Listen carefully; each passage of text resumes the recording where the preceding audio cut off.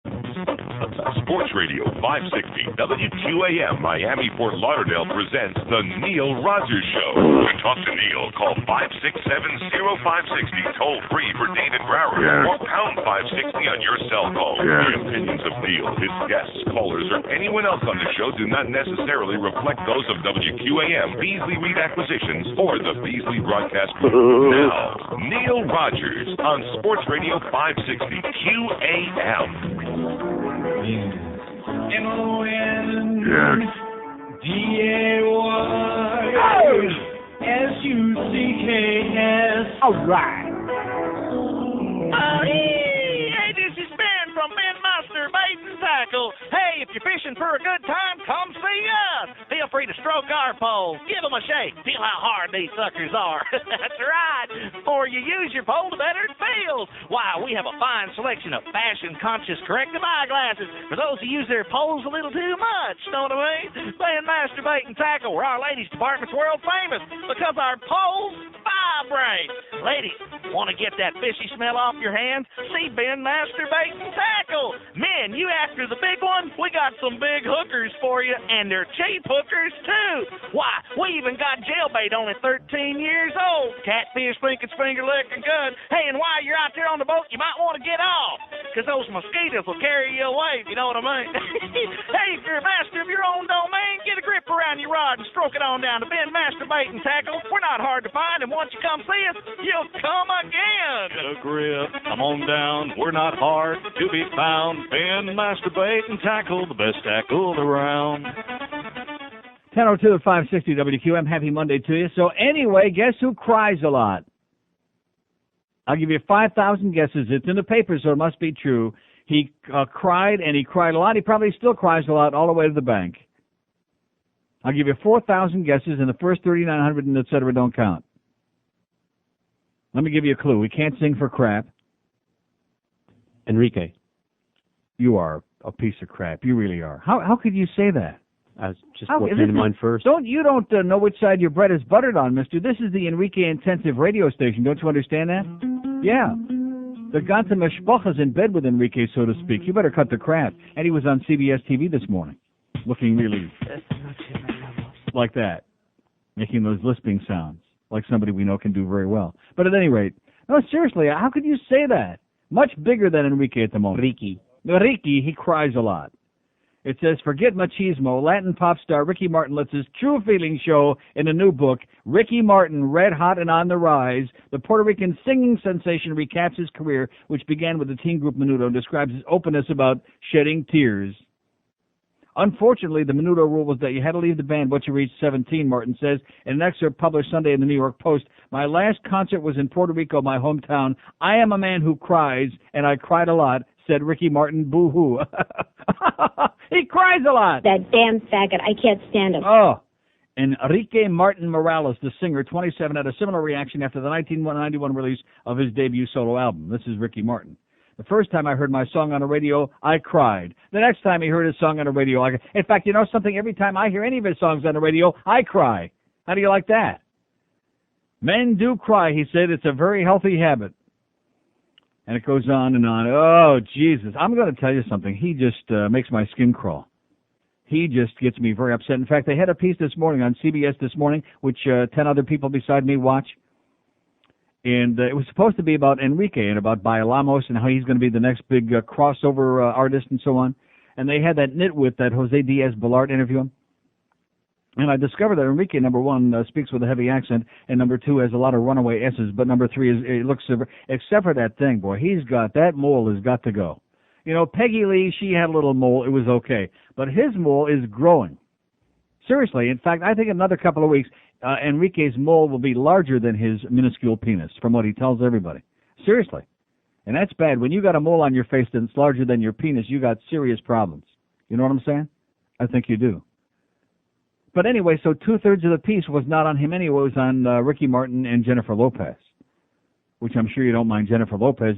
And I'll be honest, she's not that great as far as her music is concerned, but she sings 50,000 times better than Ricky Martin, okay? She can't sing for crap, and yet she's 1,000,000 times better than Ricky Martin. You women out there, you just don't get it, do you? Do you get it? No. No, not even close. None. Zero. Zippity-doo-dah. But that's the way it goes. We don't begrudge him anything, do we? Do we begrudge him? Piece of crap.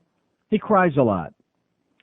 There's a great letter to the editor in the Sun Sentinel this morning, one of the great letters in the history of mankind. Oh, thank you, Graham Caudry in Pompano Beach, whoever you are. This is like a DNH letter. I could have written this myself. It says, Golden Rule covers it. Why does the Christian element in our society continue to stuff its agenda down our throats, their agenda? From the Choose Life auto tags, adopt a child wouldn't satisfy the anti-choice zealots, to prayers in the school. Can any of these people point to a case in history where religion led to a better life for the majority? No. We don't need prayers to some mythical man in the sky in our schools. We need to follow the Golden Rule. Treat people as if you would have as you would have them treat you. DNH. That's what I said. If this were written above every blackboard in every classroom, it may do some good, would be non-sectarian, and it would be a constant reminder of good behavior. Says Graham Caudry in Pompano Beach. Nice going, Graham. Oh! We're having the cojones to write a letter like that. We're getting an increasing number of letters that make sense to the editor, as opposed to all these bigoted right-wing bullcrap. Which, by the way, isn't it a real shame that Pat Robertson's having all that problem Loan me $50. with money in the IRS? Great. See how the worm is turning? So we had a real interesting evening on Saturday night at Ruth's Chris, didn't we? All 9 of us. Just a little intimate gathering, all 9 of us having dinner. Now, how do I approach this? Huh? You were there. Yeah. But you're not saying anything yet. Well, there's so much to talk about. There is a lot. One of the most interesting parts of the whole deal was I never saw this guy before. It must be one of the assistant managers, or maybe who knows who he is. Maybe he's Ruth's son-in-law. I don't know. But he came over with the to pick up the check at the end. So maybe he's the banker, because that's how much it cost for 9 people. And he said to me, "As good as Smith and Wollensky?" And I went, "Almost." Oh, and by the way, speaking of Smith and Wollensky, before I get into our very expensive dinner that I bought because I'm a very generous guy, I decided that they've had enough time. They've had more than enough time already to come and get their crap, and they didn't come and get it. We got silverware, we got china, fine china, we got a slightly soiled napkin. Maybe Roy soiled that napkin here. What are we going to do about that guy, by the way? Roy Foster came in there on Friday like psychotic. I've never seen him like that. He looked almost as psychotic as his best personal friend, and started rifling through the cabinet for a cigar, and then he looked up and just happened out of the corner of his eye to see that gigantic 75-foot black dildo that we had up on the ledge there. I need that. And he ran out of here, and we've never seen it again. I saw him later that day. Yes. And asked him for it, and he said, "No, I need to borrow it." For what? Rectum. What was he doing? doing? You know what? I didn't ask. I just said, "Don't get anything on it." Oh, Jesus God. Oh, man. Maybe he and OJ are having like a little thing, or a big thing in that case, huh? It was dark, and it was as black as Time Magazine made OJ, as black as the ace of... Anyway, 9 minutes after 10 at 560 WQM, we got the Ruth's Chris story. We got it. So anyway, I'm taking my knives. I've decided. They had plenty of time to come and get their stuff. And, of course, not only that, but if they came and took the knives back, that would make them like an Indian giver, wouldn't it? Wouldn't it make them... And nobody likes an Indian giver. I mean, the fact that their food was so bad, that goes without saying. But we'd like them even less if they came and took the knives back. So I'm going to avoid that opportunity. I'm going to take them home today. Look at those. Those are beautiful. Man. And, of course, when you got a really tough piece of meat, you need a sharp knife to cut it. 9 minutes after 10 at 560 WQM. You know, don't take any bullshit from him. This summer, there's no Lollapalooza. So you gotta see Loserpalooza. Loserpalooza 1999. New kids on the block. Gerardo. Rico. Suave. Marky Mark and the Funky Bunch. Because Marky Mark is Barry Manilow.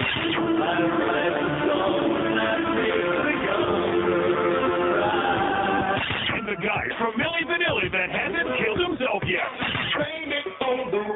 Loserpalooza 1999. Sponsored by Value Jet, Master of Ceremonies, Kano Kalin, and Monica Lewinsky. Loserpalooza 1999. Loserpalooza.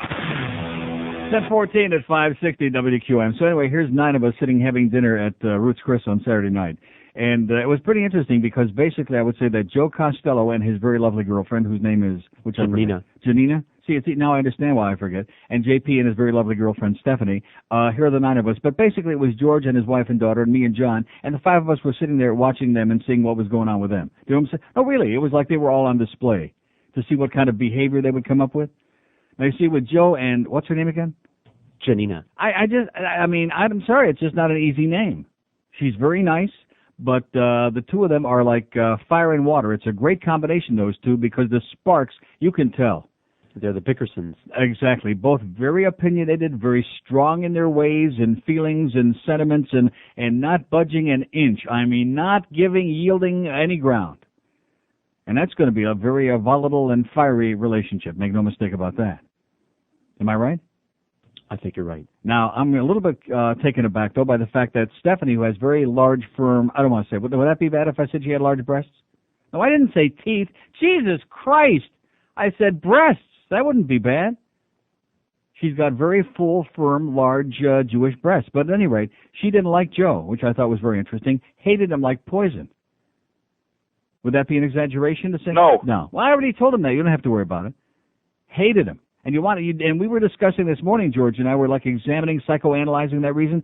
She felt, I'm sure, I don't want to speak for Stephanie, but I just can tell already there are some women who have their men on a very short leash, don't like that argumentative factor that we saw with Joe and Janina. Very good. All right. It only took me 17 times. I don't want her to feel bad because I like her. I think she's very nice. I think everybody's very nice. You know, even though I'm supposed to be a hard-hearted son of a bitch, I liked everybody that was there that night. But Stephanie, unfortunately, despises Joe, and maybe even not too crazy about Janina because she didn't, well, no, see, she wouldn't mind with Janina. She liked Janina. Yeah, see, I knew that, see. She doesn't mind if the woman's the one that's doing all the bitching. But where the guy is like not the real pussified and not like right at the end of a real short leash, that took her aback several steps. Like, uh-oh, that's a bad example. Don't want to see that. What? It's a radio show. Do you know what I'm saying? I mean, the audience is going 1, 2, 3. So anyway, that's just my impression. It was a great meal. Everybody loved the food. Now, I probably should ask on the air, was it as good as Smith and Wollensky? Huh? As good? That's just a joke. We didn't need to have a power saw to cut the steak. I'll say that. It was delicious. It was fantastic. They brought us appetizers on the house for the whole table, which was very nice of them, especially for those people that showed up on time. It was great. They got some of it, and the rest, well, you know, that's the way it goes. That's the price you pay when you have lousy directions. It was just a sensational thing all the way around. You never did the desserts there justice when you talked about that. Because I usually don't eat desserts. I will admit I had the creme brulee. I never eat dessert there because I go there, do the Atkins just about perfect, although the spinach au gratin, God, is that great. And the ribeye medium well. And all you people that were hocking us last week with your song and dance about, oh, well, this place is good, and, you know, the Roadhouse Grill and Lone Star, you know, all this other, come on, stop trying to kid us, okay? If you want cheap, fine, that's okay. Go to Denny's and get yourself a nice T-bone, whatever you like. But it was a sensational experience, and I thank them profusely. Here's a fax, by the way, from Dale, who last week was Mike, I think, and the week before that was somebody at Club Cathode Ray, and every week is somebody else, and it's obvious it's the same person, but nevertheless, it's somewhat amusing. It says, we're all crying because of you, Ricky Martin. Can't stand that damn faggot, and I'm a huge flaming queen. He's not even nice to look at anymore. I'll stick to Enrique and Luis, and my mouth is wide open, says Dale. How do you like that? You believe it? Uh-huh. I believe it, and I bet your mouth is wide open. And maybe that's not the only part. So anyway, getting back to the important stuff now. How about that Buffalo game, huh? Pretty pathetic performance. They didn't even show up the other night. 12 shots in a game, huh? And for that guy that called Hank, by the way, just to prove exactly what I said, there you go again. Who scored the first goal of the game? Who scored the only Buffalo goal in the game? Stewie. You see, sir, you're an asshole. You have, just like most of the people that call the sports shows on his station, you have no idea what you're talking about. His 6th goal of the playoffs, he's playing outstanding, and this guy opens up a big mouth, and you don't know what your ass from your elbow, okay? I'll tell you one thing, you got to hand it to that Mike Modano. There's an example for all you fans of football and basketball and baseball. Like Mandit says, hockey's where the real men play, okay? Here's a guy who's got a broken wrist, he's got a screwed up shoulder, and expected to be out for the rest of the playoffs. He not only isn't out for one game, he comes back the next game, but plays great to top it all off. They said that was his best game in the playoffs so far, even though he didn't score. Nice going there, Mike Modano, even though I hate your team like poison. So Buffalo better show up on Tuesday night, I'll tell you that right now. And isn't that interesting? We haven't seen Fat Boy yet. Do you think he's back from Buffalo? Maybe he's just in hiding. I'd be embarrassed, too, if my team just, didn't show up at all. Nolo contendere. 12 shots in a game. Anybody going to win? Which ties the low, by the way, for the Stanley Cup Finals that the Bruins had against Edmonton 1988. Nice going there, Sabres. Somebody better wake those bastards up. So on Friday, I was talking about this literature that was sent to me by whoever these people are. This organization called the Citizens Commission on Human Rights, about the drugging of all the kids. And I read through the whole. There's big brochures here. It's just terrifying. And I won't waste most of your time with it. Although there's an article on the op-ed page in the Herald this morning by the unctuous Ariana Huffington, who makes my skin crawl. But nevertheless, and she uses most of the article to rip away at the Clintons. I'm sure your good Republican friends, Ariana, they're the ones that are going to really clamp down on the drug companies, right? No chance. They're not the ones that are going to screw with big business. They'll let them continue doing whatever the hell they want. But nevertheless, she talks about Bryn Hartman, the wife of comedian Phil Hartman, killed herself and then killed her husband and then herself while on Zoloft. Although none of the drug manufacturers will admit it, these drugs pose an unreasonable risk of violent and suicidal behavior for a small percentage of patients. They can also cause a condition known as emotional blunting or disinhibition.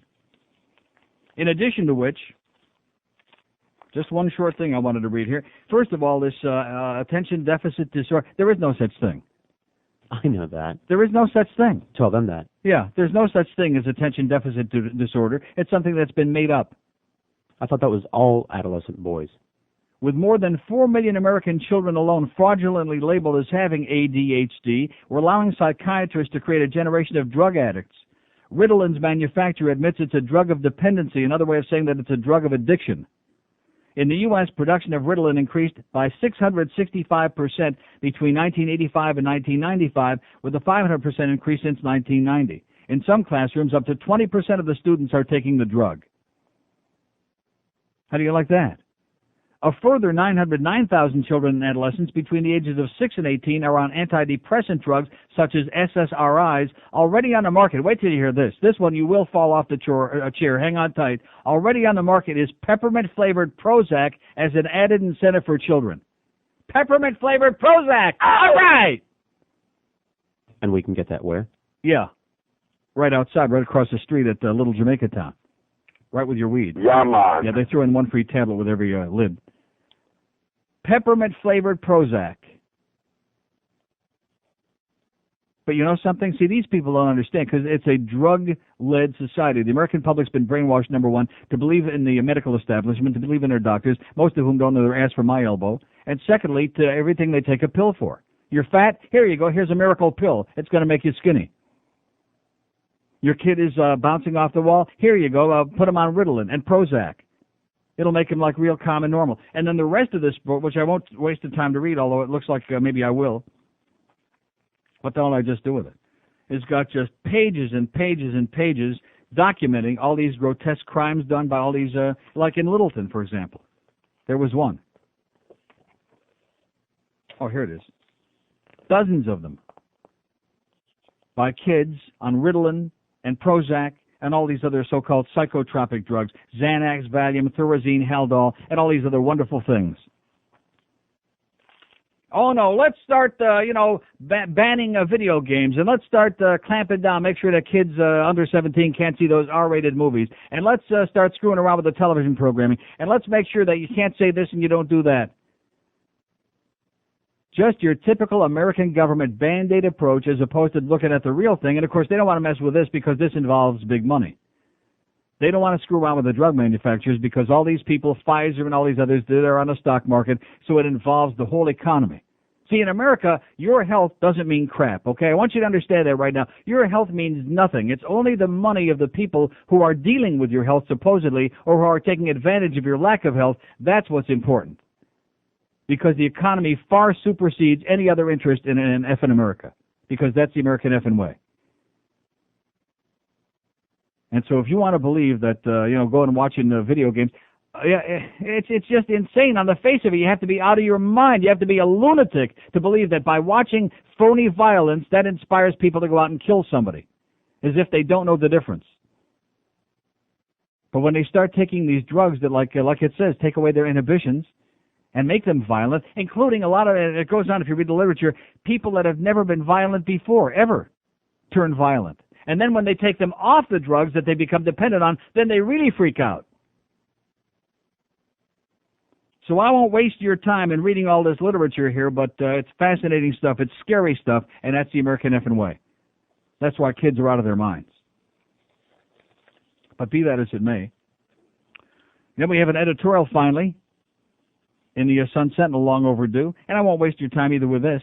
Is this the Sun Sentinel or the Herald? I can't tell. They both look like the same piece of crap. Auto tag, no forum for debate, which, again, nobody in this audience seems to give a crap about this, that choose life thing. If this were like a real place where people stood up and got pissed off about important stuff as opposed to some stupid ball game, people would be pissed off about, oh, yeah, what are they worried about? You know, Joe Costello told me something really interesting, and that is they had 40,000 people at the Yankee-Marlins games, at each one of the games, roughly 40,000 over the weekend, because 20,000, about half of them were Marlin fans who showed up not to support the Marlins, but to heckle the Yankee fans and get into brawls and fights. That's what it's all about in this town. We don't have any sports fans in this town. There are no Marlin fans. There are no Panther fans. With the Panthers, it's not so much to get into fights unless it's maybe the Ranger fans that are down here, as it is to go socialize. But there's an ulterior motive. It's like when the Jets and the Dolphins play. There's like 75,000 fistfights going on in the stands all at the same time. That's what it's all about. So that goes to show you where the passion is in this town. But anyway, the last paragraph in this editorial is the only one that bears repeating. It says it's everyone's right to advocate any opinion he or she might hold on the volatile abortion issue. Florida's license tags, however, are not the appropriate forum for this or any other political discourse. Wow! What a concept. Isn't that tough? No. Isn't that difficult to understand? No. That a license tag that the state makes isn't a place for a goddamn political opinion? No. Huh? That's a real tough one, isn't it? Yes, that's rocket science. And the people in this state are going, yeah, we don't get it. 567-0560, pound 560 on the mobile one line, 1026 at QAM. Neil, God.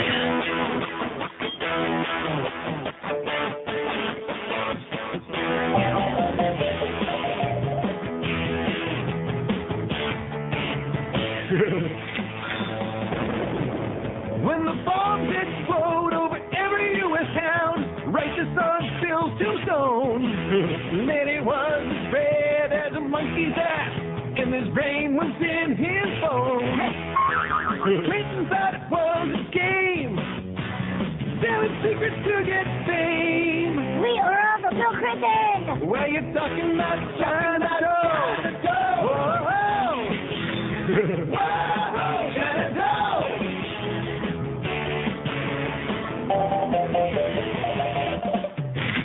His campaign was funded by the commies and prayed for the plan to make some nukes. The traitor sold us out, never thought it was wrong. He's made a career of screwing on side. And now we're not safe from the red army states. Clinton don't seem to care. Hail to the coward in chief.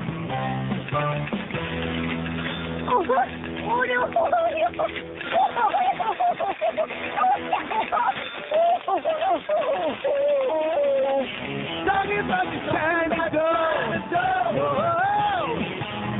whoa, China dough.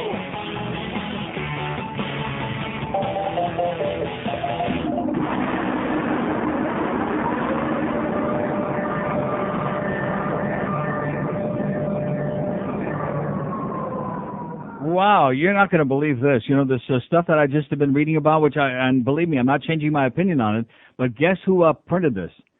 It says, this publication was made possible by a grant from the United States International Association of Scientologist Members Trust. So maybe they're not as bad as you thought they were. Maybe they're like putting something decent out. They have a problem with the established psycho besides L. Ron Hubbard, psychologists and psych, yeah, because they're in the direct competition. But this is all very well documented. Forget about competition. They're right about all that stuff. Yeah, all the drugs and crap. So should I give the toll-free number out or not to the Scientologists? No, to this Citizens Commission on Human Rights,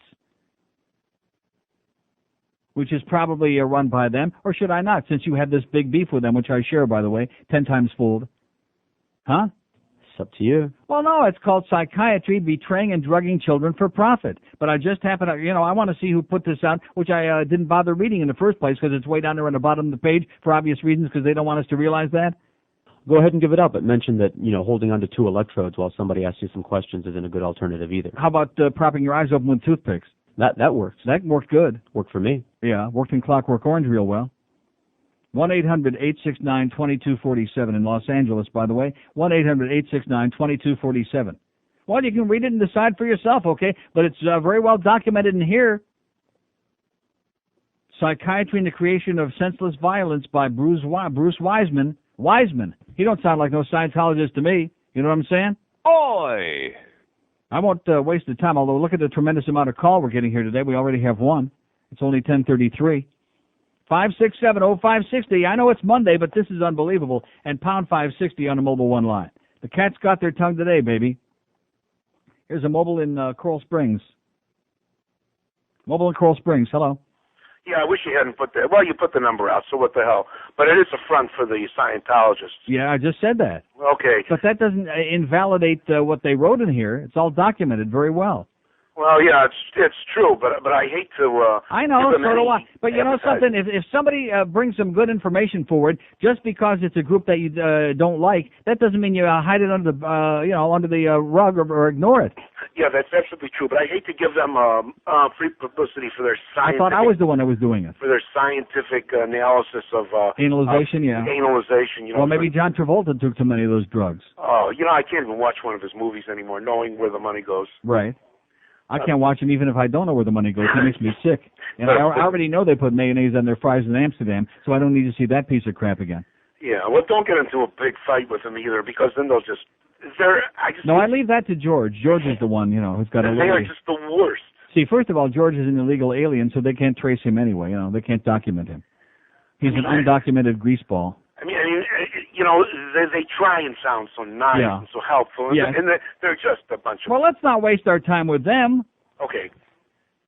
Is that it? Yeah. Okay, thank you. Oh, I thought he was calling about something else, like something meaningful, 567-0560, pound 560 on a mobile one line. Of course, we're going to get into that Time magazine thing. That's what you're all waiting for. Boy, that really just makes me... And you know something? We'll get a lot of people in this audience, just like those assholes, those pussies, those pussified guys that were calling last year. Oh, yeah, we're going to Graceland, and it was my idea. My wife, we're schlepping to Graceland, or my girlfriend and I are going to Graceland. Something wrong with some of you people, I'm telling you right now. Like I said, if you like vanilla ice cream, that's okay, but it doesn't hurt anybody. But Graceland, Time Magazine is doing this thing with their the Person of the Century thing, and they're doing the poll on the Internet, the online poll. Well, like I told you last week, first of all, Hitler took the lead. And right away, a lot of hysterical Jews got very upset. So then, Yitzhak Rabin was the second leader in the poll, pushing Hitler down to number 2, okay?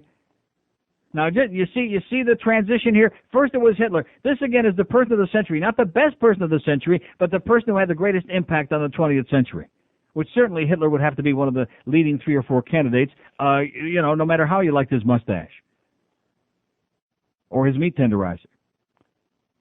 So then Yitzhak Rabin follows, so it's obvious that all the enormous numbers of hysterical Jews had instead of voting for somebody that made sense, was Yitzhak Rabin the man of the century? No. Is there anybody in his right mind that would say that? No. No. Is it even debatable? No. No. But feel better now because he slipped down to number 3 on the list. Or number 2, I'm sorry. Yitzhak, the Jews are still, just to make sure, they're still voting 20 times a day. Yitzhak Rabin is number 2. Adolf Hitler's down to number 3 on the list. Albert Einstein. Well, see, we got another good Jew in there, number 4. But to make sure we don't overload it with Jews, we got the Pope John Paul II, number 5. Has he done anything that merits... No. He took a bullet for Christ. He did do that. I forgot about that. And then he fell down and had the 3 stitches over the weekend and went... Oi! Yeah. Well, what do you expect? A little bald guy with a beanie always goes Oi! when he falls down. Just the natural reflex, especially if he's Polish. John Paul II, he's number 5. Billy Graham follows him. Martin Luther King Jr. And look at, isn't this interesting? There's a common thread that runs among so many of these people. Wait till you hear the next one. Mohandas Gandhi. I guess he was good, like if you're big into weight loss, Mohandas Gandhi. Was he the most influential person of the century? No. No. I mean, he never stole a freight train, and he had his message was peace and, sit down and don't eat, that kind of stuff, which Dr. Jack says that's a good idea. Mohandas Gandhi, followed by Ronald Reagan and Henry Ford, okay? Ronald Reagan. So there's the first presidential name of this century to come up on the list. Does this give you an idea of the kind of assholes? And you know what it reminds me of? Every time you tune on C-SPAN, it's the same thing. The right-wingers dominate C-SPAN. So every time they take a poll, it's the same kind of crap. It's like Fox News Net. FDR, is he on the list? No. In the top 10? No. No. Is there any question? I mean, you know what? Although Reagan, he took a bullet for Christ. I forgot about that. And FDR, he sat in a wheelchair for Christ's sakes, didn't he? Huh? Yeah. He sat in a wheelchair. He had polio, sat in a wheelchair, although he was still getting a lot of action from what we hear. Right there at the end, right at the bitter end in Warm Springs. Or was it Hot Springs? Or the springs were hot. At least the wheelchair was hot. Boy, it was smoking. Boy, that wheelchair must have really been on fire, you know? But anyway, it just goes to show you what it's all about. 21 before 11 at 560 WQAM. I can see we're going to be playing a lot of good music today. Not Ricky Martin. We'll play Bailamos, my good buddy Enrique. Yeah, Enrique's hot, man. He's if you just get rid of that gigantic mole, man, that thing is big. It's enormous. Pretty soon it's going to start covering like the whole side of his face, of his puss. Can't beat that gator meat. Hello and welcome to Redneck Theatre, a collection of fine literary works as performed by that societal element most likely to consume large quantities of ethanol-containing liquids at their sister's wedding, which incidentally happens to be their wedding as well. Today's presentation is the tragic tale that is Richard III. Now is the winter our discontent, made glorious summer by the son of York, and all the clouds that have blurred upon our house in the deep bosom of the ocean bears. Simply marvelous. Join us next time for another nauseating edition of Redneck Theatre. So anyway, I didn't even mention who was number one, did I? But I guess I gave it away. Elvis is number one in the time poll, okay? More important than Hitler, Einstein, FDR, Martin Luther King, Jr., Jackie Mason. I mean, what are we talking about here? Elvis? Does that tell you everything you need to know about this country? About the people who are online? See, keep in mind, this is an online poll. Bad move by the people of Time Magazine. They don't realize that most of the people who spend all their time online are computer nerds. They're out of their minds. They're sick, twisted, very, very bad, deviant people is what they are. Did you read the thing in the paper this morning about the sex online, about the 85 trillion people that are on there like wailing away 4 hours, 5 hours, 10 hours a day until it's like a raw piece of... Yeah, you didn't see that? Over 30 words? What? No, they're on the chat lines on the... 30 words. Somebody typing, dirty typing. Right. And pictures and all these things. That's right. Where the hell is that? Okay, here it is. Sex lies in the Internet. We found the more time people spend online for sex, the more problems they reported in their work lives or social activities.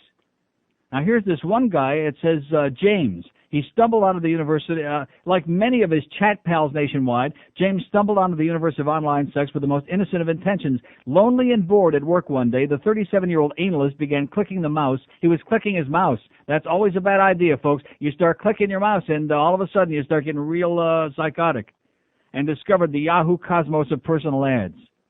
Before long, he was talking dirty to dozens of women on the Internet and becoming so aroused that he would masturbate in front of the computer screen for 4 to 5 hours a night. Oh! Soon he was having one-night stands with women he had met in cyberspace. By March of this year, James, who is now 40 and asked that his last name not be used for somewhat obvious reasons, had become so addicted to the X-rated pleasures of the net that he broke up with his girlfriend because he preferred cyber sex to real sex with women. Do you see what I'm saying? What the Internet does to these people? The Internet is a breeding ground for lunatics. I'm not saying I don't like the Internet. It's great if you're a rational person. You know, there's some really great crap on there if you sift through all the bull crap. And I love my computer, but, you know, After I'm done with my bookkeeping and checking how my stocks are going in the crapper, that's about 95% of what I use it for. So the idea that they did this poll online, I guess that's the only way they could do it. Everything now is online. It's immediate. How else do you do it? Can't do it. Elvis Presley is number one. And, of course, now we have electronic ballot box stuffing is what it says, as if that's some kind of a big surprise. Right. The poll is what politicians call a beauty contest, since Time's editors will make the final selection. But the specter of Adolf Hitler as even virtual person of the century was enough to spur some Jewish groups into action, is what it says. See, it's not just me assuming. Yeah. They were all going, "Oi! Oi! Oi!" Those of us that work daily for the benefit of the Jewish community must do everything in our power to stop this, said an email, just with that accent, too, she said it, to stop this, said an email from a woman with the Bureau of Jewish Education. The attached message said, "I don't think someone who's responsible for the deaths of millions and someone who taught hatred in such an unbelievable way should be called man of the century." Two staffers at the Jewish Federation at the Greater East Bay in California fired off a similar email. Hitler also generated outrage among some with no declared affiliation. "This is just plain sick. You kind of people disgust me," one person wrote. Another said, "Who in their right mind would vote for that raving maniac, person of the century?" And a third said, "If you do that, I'll become part of a crusade to boycott your publication and any subsidiary for the rest of my life." Not that we got any uptight people out there, okay? Because like I told you before, everybody, 95% of the people in this goddamn country are professional fill in the blank, okay? They're professional somethings. And I personally, that's the one thing I just cannot deal with. I can't stand it, is professional anything. People. Let's start singing a song. Where's Barbara with the crossed eyes when we need her? Peephole, baby. That's what we need. Peeping through the peephole. That's what we need. Peephole who are people. Not professional Jews and Goyim and Cubans and Spics and whatever the hell they are. Indians. Who cares? What difference does it make? Get over it. Cut the crap. Just be. Let it be. That would be a good name for a song, you know what? God damn it. Yeah, maybe Oasis could cut it. Russ. And then, of course, this isn't bad enough that they were starting out with the, Ayatollah Khomeini, he got some, Stalin. In the beginning, there was a huge concerted effort by Christians to put Jesus in first place. Then Time magazine ruled that Jesus and Muhammad were ineligible because they didn't live in this century. That did not go down well in some quarters.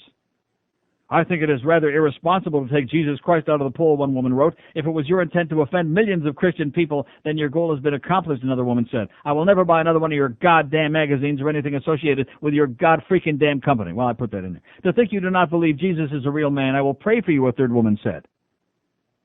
I mean, this is it's just for fun, okay? It's not the end of the world. It's not like we're jumping off a cliff. It's a freaking poll for the cover of a magazine, that's all. The disqualification of Jesus pushed Hitler into the top spot, particularly after Richard Holbrooke, U.S. envoy to the Balkans, was quoted as saying Hitler should get the vote. That brought the Jewish counteroffensive and a similar effort on behalf of Reverend Martin Luther King Jr. But the Rabin campaign was so strong that the slain Israeli prime minister, who hadn't even been in the top 20, was catapulted to the head of the pack in a matter of weeks. But by Saturday, thank the Lord, Presley had overtaken him by a rather large margin. All right, Elvis, we're going to Graceland with Paul Simon, baby. Elvis Presley was the most important person of the 20th century. I think what we need to do is get a whole bunch of butterfly nets and trace those emails, find out where those people are who voted for Elvis with a straight look on their puss, and round them up now before it's too late, before they start taking psychotropic drugs. Those are all the fat broads that all these guys are having cyber sex And with. by the way, you do realize that Elvis died because he took too many drugs. No. Don't you see the tie in there? It's perfect. And he was sitting on the crapper, maybe working on being a rapper. And yeah, I'm going to tell you, boys and girls, there's a good lesson. Take your fiber, okay? Because when you start squeezing too hard, that's it. You go, oi! One last time and your face turns blue. Here's Mobile in Hollywood. Hello. Attenzione. Okay, thank you. And hasta luego to you, too, okay? Up your ass with a piece of glass. Here's Surfside. Hello. Neil, what were your ratings this past season? This past season, I had a 98 share. 98 share. Here's a mobile in Miami. Hello.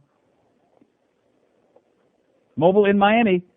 Yeah, hey, Neil. Yes, Great sir. show. Well, we got a good bunch here today, boy. Got live ones today.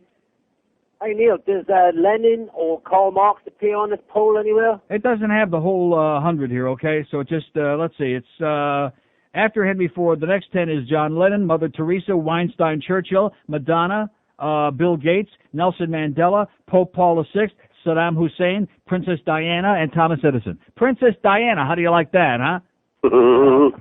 Yeah, exactly. Yeah. I honestly think that half these people who are doing these polls, they don't bother to read the history books. They've got no interest in history. Otherwise, they wouldn't come up with some of the ridiculous votes that they're coming up with. Yeah. Anyway, it's great listening to you, Neil. I'm out of material. Keep it up, guy. And say hi to Tony Blair. I'll try it. Okay. 567-0560, pound 560 on the mobile one line. I dare anybody in this audience to call in here and give me a song to dance about Elvis Presley, okay? One of you jackasses that waste your time and money to go to Graceland with all those nose pickers up there in Tennessee. You ought to be ashamed of yourselves. You know something? I'd be embarrassed to even ever admit that I've been to Graceland, much, in public circles. Here's mobile in Fort Lauderdale. Hello.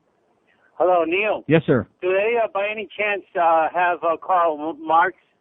And that? What did the guy just get through asking me, sir? I said he's not in the top 20. What did this last guy just get through asking? I could hardly hear you. Beauty. 567-0560, pound 560 on a mobile one line. They're beautiful today, baby. Like I said, Dave Hyde had a point. You're worse than the Yankee fans, okay? You're a bigger bunch of assholes than they are, which is saying a lot. Here's a mobile in Hollywood. Hello. Neil. Yes, sir. How you doing? Great. I took a poll, and I am the only guinea left in Florida. Yeah. Simply want to know the John got on the list. 567-0560, pound 560 on the mobile one line. No, but Don Corleone, he's on the list, right? Uh-huh. He's on there. And Luca Brasi, he's on the list. Yeah, he's on there. And Michael Corleone. And Santino, he's on there. He don't look too good anymore, but Santino's on the list. How about Vincent? Is he on there? No. No, he's really a spick. He didn't fool anybody, okay? Yeah. Andy, you're not fooling anybody, sweetheart, with that phony Guinea accent. Here's Surfside. Hello. Yes, hello. The problem, Neil, is that you are raping people's... Oh, yeah, okay. Is that his 84th call already this hour? Get a life, pal. Get a life. Talk about what we're talking about. Not giving me a song and a dance about Neil and this and yada, yada, yada, okay? Not interested, okay? Is the audience interested? No. Is anybody in the world interested? No. Get a freaking life, jackass. 567-0560, pound 560 on the mobile one line. Here's Davey. Hello. Davey. Neil. Yes, sir. Wise men say Elvis is king. Yeah. Based on what? Oh, you gotta be careful. Don't speak against these Elvis fans. They'll come and get you. Yeah. They are lunatics. Uh-huh. Be careful. Was he one of the most important 2,000 people of the 20th century? No. No. No. Of course not. But if you tell these people otherwise, they're worse than the Christians. Yeah. Okay, I'll see you in Graceland. 567-0560, pound 560 on a mobile one line. This is one of the best hours I've ever done. I'll be honest with you right now. This really is a cakewalk in the toilet. By the way, there's nothing like peeing on that fresh ice at Ruth's Chris. What? Oh, did you Especially go in when there you're to the first see the one ice? there? Yeah. I always make a point. I always get there early, as you noticed, and I'm always the first one to go in there and take a leak if I have to or not, because I love peeing on that fresh ice in the urinal. There's just something, I don't know what it is. There's just some psychological thing about peeing on a big mound of fresh ice. Wow, is that great, you know? Huh? I don't know what that is. Maybe it's like a fetish. Maybe I have an ice fetish. Here's Miami. Hello. Hey, Neil. Yes, sir. Hey, proof that Hitler was one of the most important men in the 20th century was every time we fight a war in the last 40 years, the opposing sides keep calling each other Hitler, don't they? They do? Yeah, I mean, we just got done calling Slobodan Hitler, and they yeah, call we called the Slavia Hitler, yeah. Yeah, it's incredible, and everywhere you look, there's Nazis coming out of the woodwork. Yeah, I think Hitler was number one. I hate to Nazis say it. here, and didn't Karl Marx write his manifesto in the 19th century instead of the 20th century? No. No? Oh, yeah, but he was a figure of the 20th century, not the 19th century. That's Groucho Marx. Groucho, you're right. All right. And don't forget Harpo, okay? Keep up the good work. Okay, and Gummo. Oh, don't say Gummo on here, okay? Although in South Florida they like Gummo a lot because they go right to you.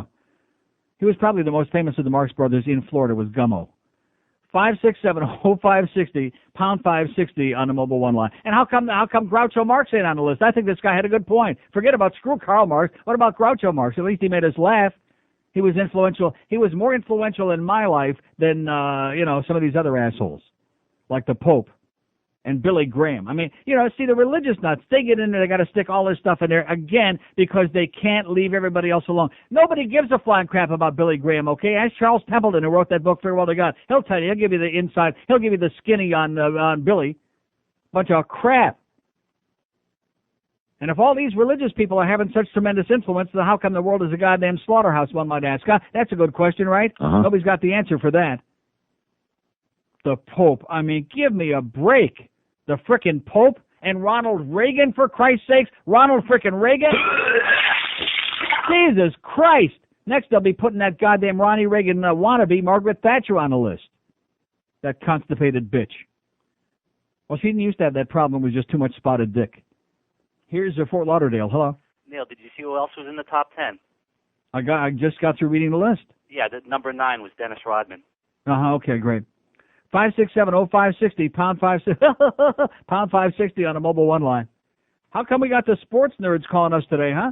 Boy, they must be really getting bored since there's nothing going on down here with sports anymore for like months and months, and nobody cares about the Hurricane, which, by the way, if that ain't the ugliest Hurricane baseball team ever, huh? Even Ron Fraser said that at that banquet the other day. He said, I wish them all the luck in the world, even though I'm not coaching anymore, but boy, these are sure a bunch of ugly guys. 10:56 at 560 WQAM. WQAM. Fort Lauderdale.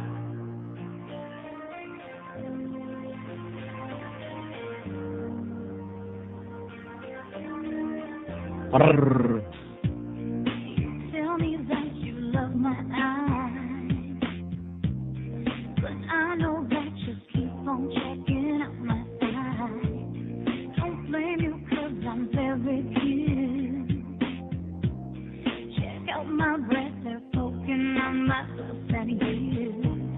You come on to me and whisper things in my ear, and it sounds so odd, but if you wanna date me, love, there are things about me I don't think you know. I'm underage, 17.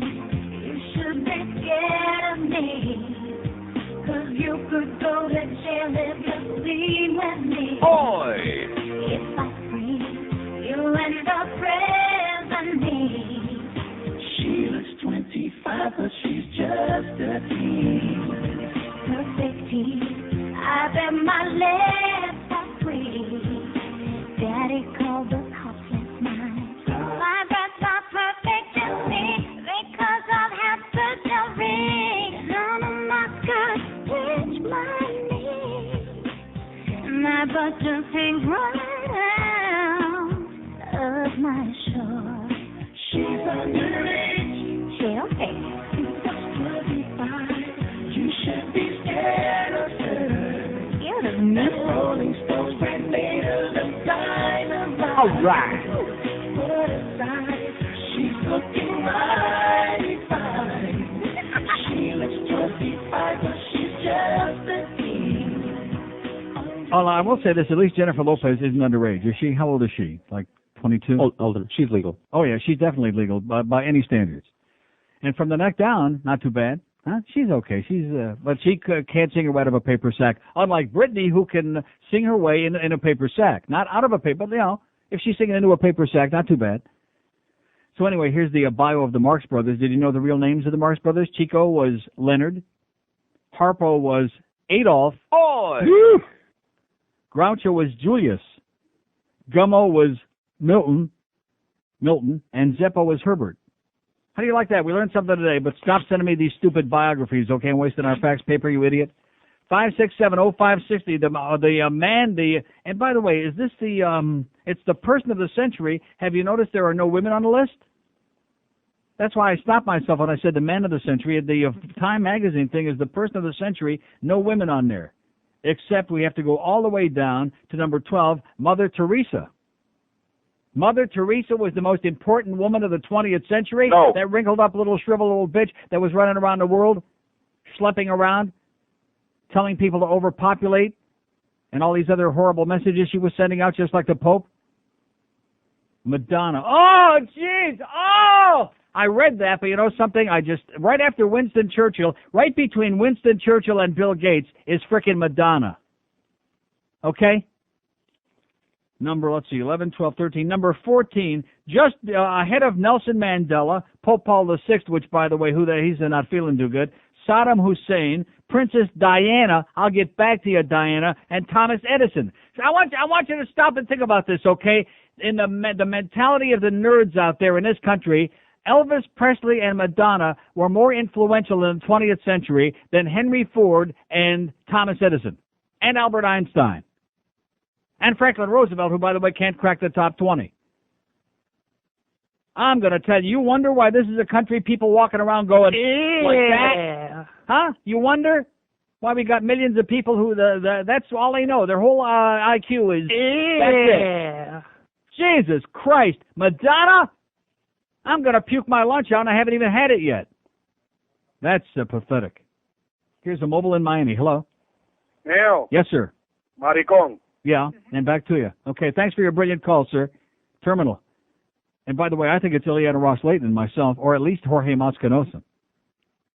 567-0560, pound 560 on the AT&T line. Here's Coral Springs. Hello. Neil, how you doing? Great. You know what? I've been listening all morning. I'm leaving America. I'm going back to Italy. I can't take this anymore. And by the way, I don't think Mussolini even made the top 20. What are these people? What's going on? I moved to Florida 2 years ago. I'm the most depressed person in the world. Yeah. Nobody knows how to drive. Right. Nobody speaks English. Right. I'm moving out of here. Right. Out of here. I'm going back to Italy. I don't want to take it, Neil. You woke me up. Thanks, buddy. Well, Bye. just remember one thing, okay? Yes. Florida sucks. It does. Bye. Arrivederci. Ciao, ciao. 567-0560, pound 560 on the AT&T wireless line. Of course, if you don't have a passport, you can't go to Italy. Just keep that in mind, George. Mother Teresa, Madonna. This is the most puke-inducing list. How could Yitzhak Rabin even be on this list? In other words, the Jews couldn't come up with somebody more important. They wanted to, you understand, this concerted effort here to get rid of Hitler, knock him out of the box there. So Yitzhak Rabin was the most influential Jew of the 20th century? No. No. How about Milton Berle? Huh? No contest. How about Al Goldstein? No contest. Einstein was Jewish. Why didn't they rally behind him? Yeah, exactly. Albert, well, he was too smart. They don't want somebody quite that smart. They want somebody who's a martyr, who took a bullet for Gertrude Stein. I don't know who he took the bullet. He didn't take it for Jesus, I know that. Not a good Jewish boy like Yitzchak. He didn't take no bullet for Jesus. Here's Fort Lauderdale. Hello. Neil, how are you? Okay, sir. Mr. 9 and 9 sick. You had a kind word for me after my last call, my Sonny Hirsch parody. Yes. You told George not a bad guy, so I'm at the hockey game, but fat, very fat. Very fat, like all the rest of us. Well, you're American, you're fat. Wait a minute, but I have to take offense to that. I'm 6'1", I weigh 163. What was I wearing? That's my You weigh weight. 163? I have 22 years down here. My weight stayed, thank God. I was very heavy young, but now my I don't know. Why would I make that up? My weight fluctuated between 163 and 167. Maybe 100 pounds of it is between your neck and your knees. That's possible. That could be true. But maybe it's shifting. It's shifting. The two things I have to mention today. Number one, you do know what day today is. What day today is? Yeah. No. Well, it's Flag Day. It's Fag Day? Flag Day. Today is Fag Day? Flag Day, which the famous composer, Jewish composer and playwright George M. Cohen wrote. George M. Cohen? Cohen wrote. Yeah. What about Irving Berlin? Oh, well, let's not even get into Jewish composers. Huh? I think his name was Israel something. Yeah.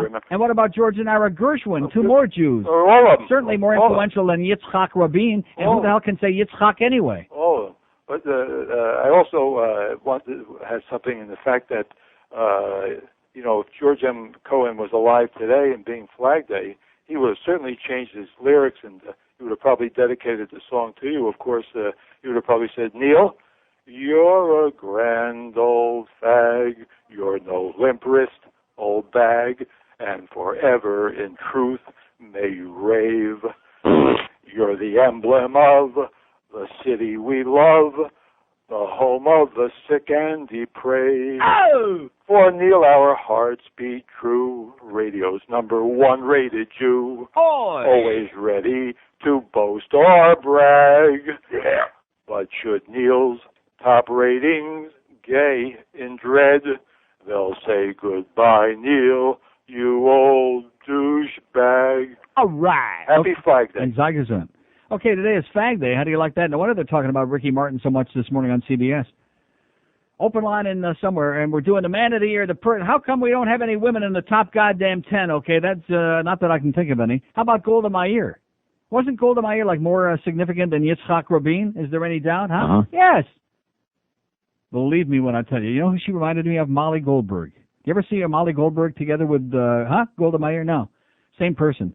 10 past 11 at 560 WQM. It's Suck it in and hold it. The King is back, bigger and better than ever. Elvis Presley in his first big movie role since he's been dead.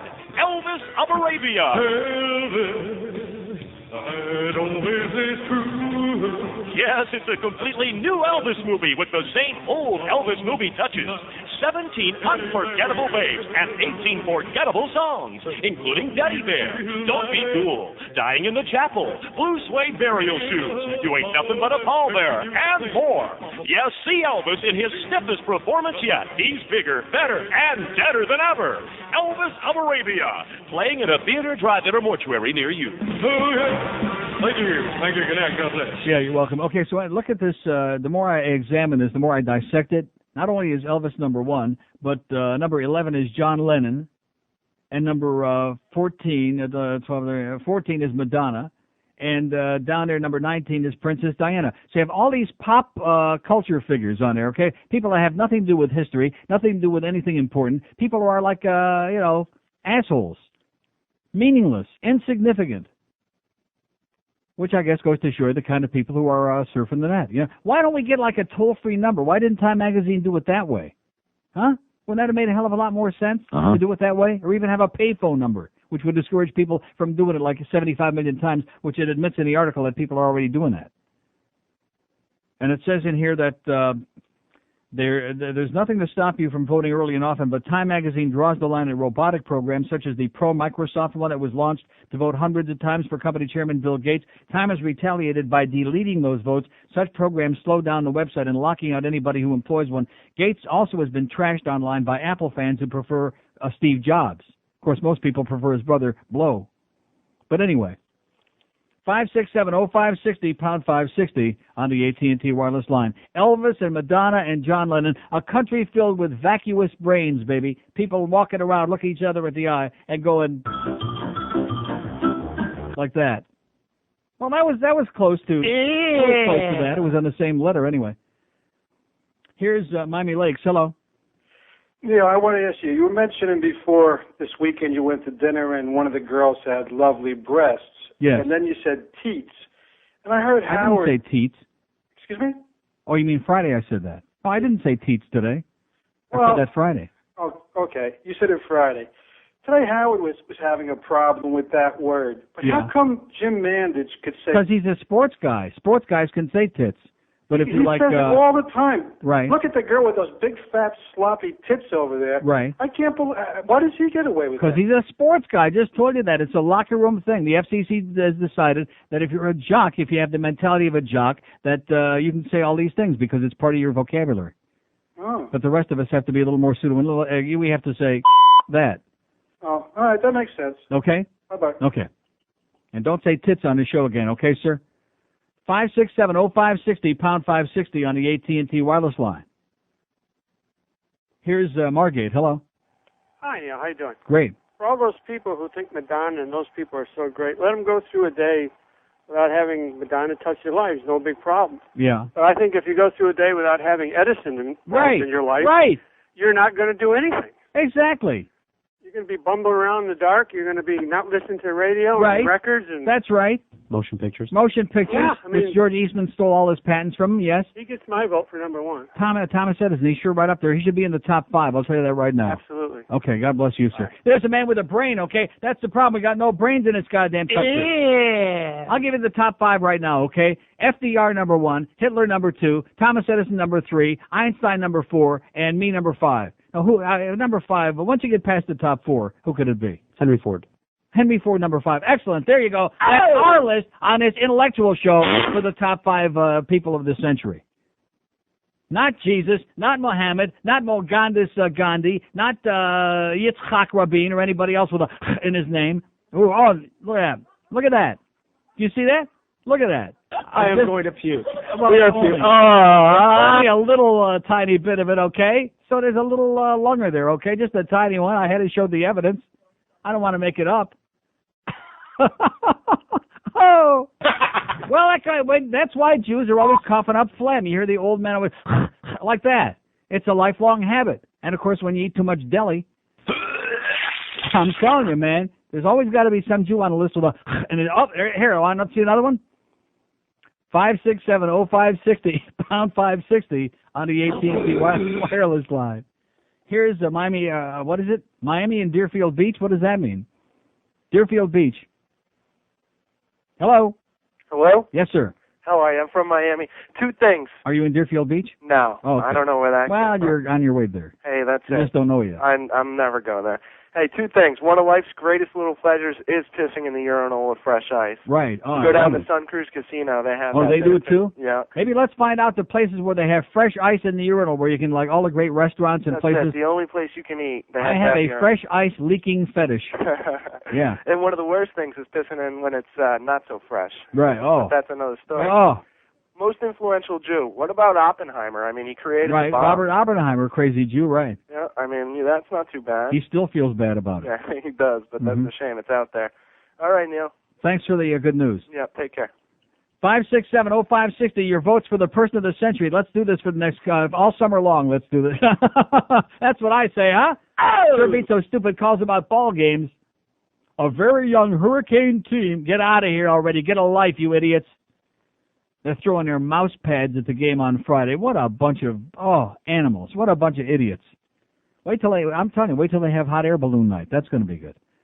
567-0560, pound 560. Where are the women on this? Where are the women? Can't you women come up with some woman who should be in this list, at least in the top 5 or 10? Can't you come up with some woman that did something? I got a fax here that says Margaret Sanger, a woman who was thrown into jail for mailing literature about birth control. How about Susan B. Anthony? Got women the right to vote? How about Carrie Nation was running around breaking bottles over guys' heads, huh? Like Joe's girlfriend. 5, what's her name? Janine? Close. Keep going. Janina? Yeah. Well, you got to admit, that's an unusual name, okay? Nice name. I know. She's a very nice person, and she's very domineering, and the two of them are, I'm telling you, it's going to be a battle. World War IV will be fought right there at that house if the two of them should ever lock horns. 567-0560, pound 560 on the AT&T wireless line. A bitter response here today. Here's Pembroke Pines. Hello. Hello, Neil. Yes. Good morning, God. Hey, to talk about your Man of the Year. Person of the year. Person of the century. Oh, I'm sorry. Not the year. Got it. Einstein didn't do too good this year. I hear from what you're saying. I work at a restaurant that employs a certain Elvis imposter or impersonator or whatever you want to call it. Yeah. He adamantly states in a monologue, he'll sing a couple of songs, bring the lights down low, and then he'll say, oh, well, Elvis brought the black people and white people together in harmony and this and that. And then How do you do that? By singing Don't Be Cruel? Is that what turned them I all have around? no idea. I bring it. I'm a waiter there, and I bring it up to him after the show, and he's like, "Oh," and he goes on about the spiel about this, and The only thing Elvis did was make a big case for incest by sleeping with his mother till he was like 25 years old. Exactly. I don't know Right. where he even comes up with Gladys. it. Do you believe this in any way? Sir, I'm going to tell you something. Elvis Presley was he was one of the first great products of hype in our lifetimes. That was Elvis Presley. I'm not saying he didn't have some songs that were okay. He wasn't a great singer. He was certainly a horrendous actor. Yeah. There was nothing great about him. I mean, he swiveled his hips a lot, and, just like Ricky Martin. Exactly. But that's it. There was nothing great about Elvis Presley. Elvis the pelvis. And that was Elvis it. Presley went out in disgrace. He became fat and misshapen and swollen up like a bullfrog and disgusting, and went out on drugs and OD'd on drugs. There was nothing glamorous about Elvis Presley. I hear you. And these people that keep schlepping up there to Graceland to see his remains, or to see him at a diner show up on the end of the counter having lunch with him or whatever they're going. These are crazy people, sir. You want to hear something It's a cult. It's the Elvis cult. You want to hear something else? The guy I called earlier. I have reservations that come in. These people come in, and these are the wackiest people you will ever meet in your life, Neil. Unbelievable. These people that follow, they think that this guy is really Elvis. And the funny thing is, they probably also like Santa Claus. who knows? He makes these tapes and CDs, and these people buy it up, and they don't even have enough money to tip you at the end of the night. You know, it's like crazy. Unbelievable. You take it easy, Neil. And I call somebody a douchebag? Yes, sir. Rob Ray and John Roberts. Douchebag. Okay. 567-0560, pound 560 on the AT&T wireless line. Have we had a woman call today? No. No. Have we had one woman that's got any thoughts on a person of the century? Oh, they're too busy wearing. How about Jerry Springer, huh? Who gives us a free anger management class right there on TV every day. Pathetic. Elvis Presley. Ricky Martin. He'll probably be moving up the list any time now. 25 past 11 at 560 WQAM. You want to know? God? He's a very kinky guy. He's probably done it with his mother. He gives hickeys to inflatable dolls. He eats Vaseline. He got his meat stuck in the toaster. And he gets kinky with the slinky. He does it hanging upside down from a ceiling fan. He injured a midget with an egg beater. He's got the hot for Mark Simpson. Cowabunga doo. He got it on with Wilma Flintstone. Yabba dabba doo. He made love to a bowling ball 3 times. He had the Pee Wee Herman doll. Don't let it out. He's a super freak. A super freaky, super kinky. Okay, it's 11:30 at 560 WQM. We got the Hank Goldberg Show at 2 from Shula Steak 2. We got Jim Mad Dog Mandich. Yeah. We probably will say tits 10 or 20 times tonight at 6 o'clock. And then we got the Marlins at Arizona, 9:30. 9:30 pregame game starts at 10:05. Get those times right. Bluff had to remake the schedule like 75 times this morning because we got all those West Coast games now. He just can't get it right. He can't get it right. 567-0560, pound 560 on the AT&T line. How can we have empty lines on this? How even on a Monday? Don't we have any thinking people in this audience? No. Don't we have any people who are pissed off and fired up about Elvis and Madonna and John freaking Lennon and Billy Graham being on this list? No. And you want to know why? Because most people in this goddamn country are obsessed with this kind of crap. These are the kind of people who are important. I wouldn't be surprised if Britney Spears pops the top 5 before too long. She's going to be popping it. Here's Miami. Hello. Hey. Yes, sir. Top 10. Carol Dodo. Here's a lady in Coral Springs. Hello. What are you doing? Neil? What are you doing? Neil, can you hear me? I'm in a cell phone. Who is that in the background? My son. I just picked him up from school final week. Well, tell him to dummy up. Dummy up, he said. Yeah. I just wanted to say you're person of the century. Nobody's mentioned Roe. What about Roe versus Wade? Roe? Yeah, Preacher I don't know. Roe? Yeah, well, I Preacher don't know. Roe. How about Preacher Roe? Roe, that was a very Well, what was her name? I don't know. Oh. Roe versus Wade. Yeah. Jane Doe. Well, that was important this century. Yeah. And Mr. How about Bush Madeline wants to take that away O'Hare? from him. How about Madeline O'Hare? Oh, well, no. More influential than Madonna. Well, that's for sure. More influential than John Lennon. And Britney Spears and her boob job. Right. But anyway, I've never called you before, so. Well, thanks. Thanks, Neil. And have a great day. You too, bye. Bye. 56705. We got 400 open lines waiting on you here. All our thoughtful people out there, all this great audience. 567. Hey, how about, what's his name? How about that redneck coach up there in Tallahassee, huh? Bobby Bowden. How about him? Huh? Good old boy. Never stole a freight train. Yeah, let's get some, how about OJ? How come he ain't on the list, right?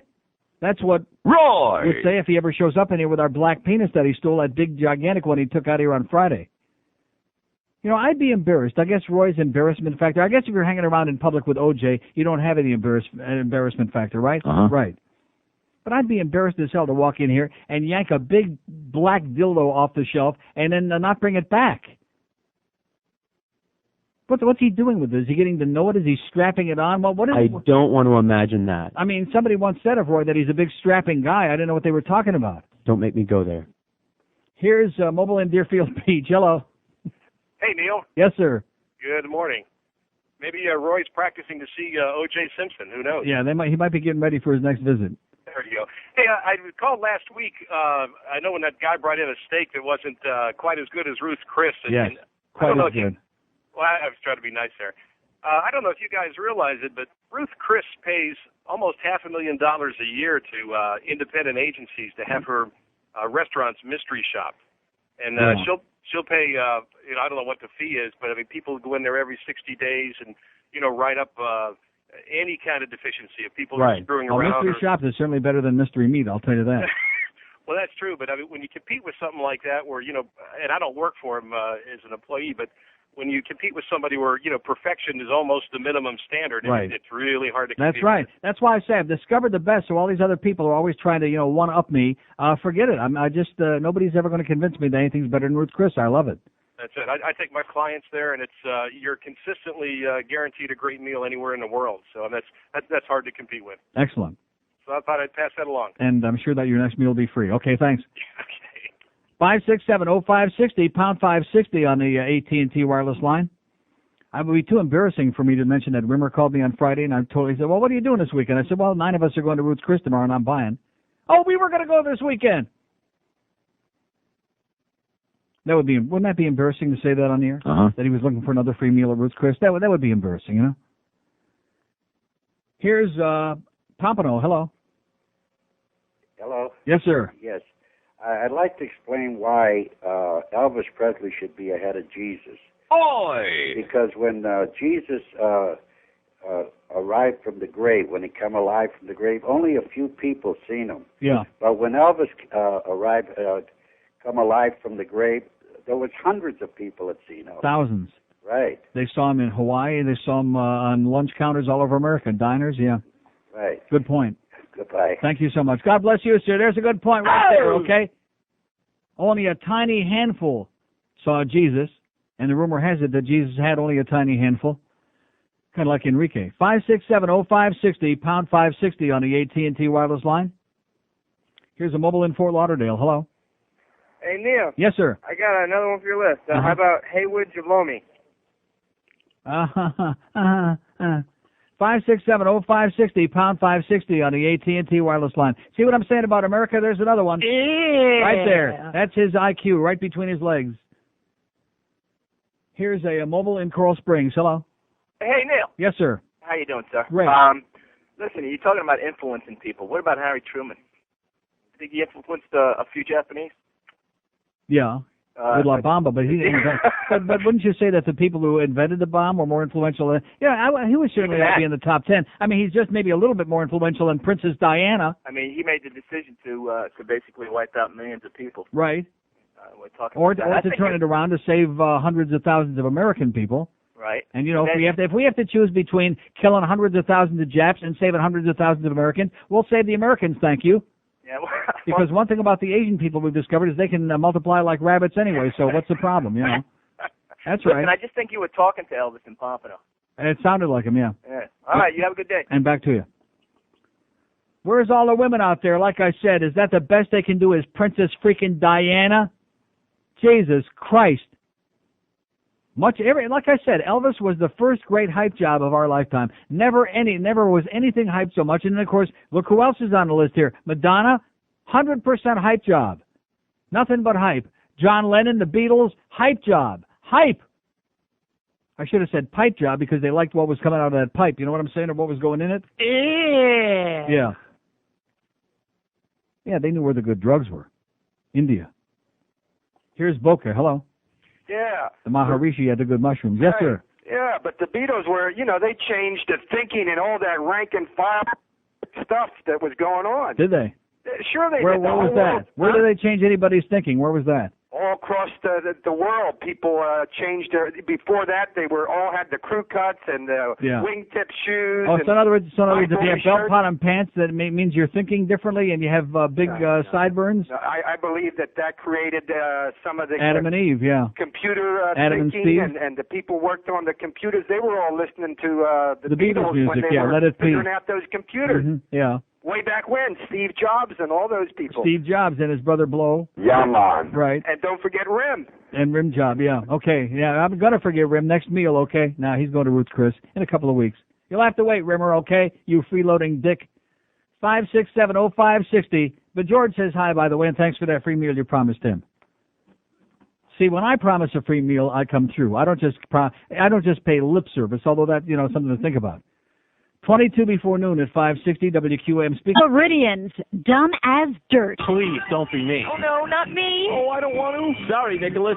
You got the short straw. It's America's favorite new game show, The Short Straw. Looks like it's up to you to tell the mailroom girl about that nasty mustache problem. And now, who's going to tell the boss about his BO? Oh, God, no. Not me again. Crap.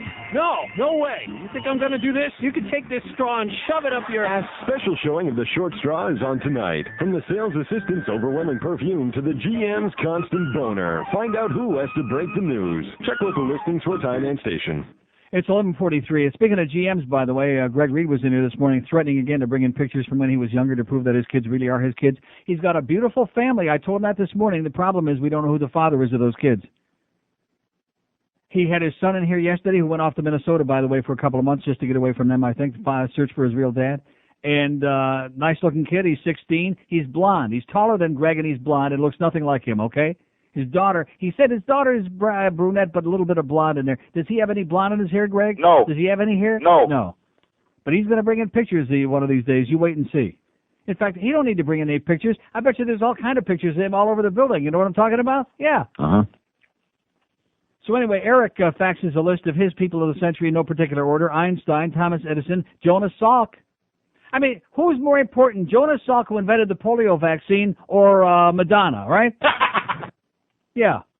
Susan B. Anthony, like I said, women's suffrage. All you women out there who, by the way, the cat's got your tongue and you got nothing to say about this, she's the one that got you the right to vote, you idiots, you simpletons.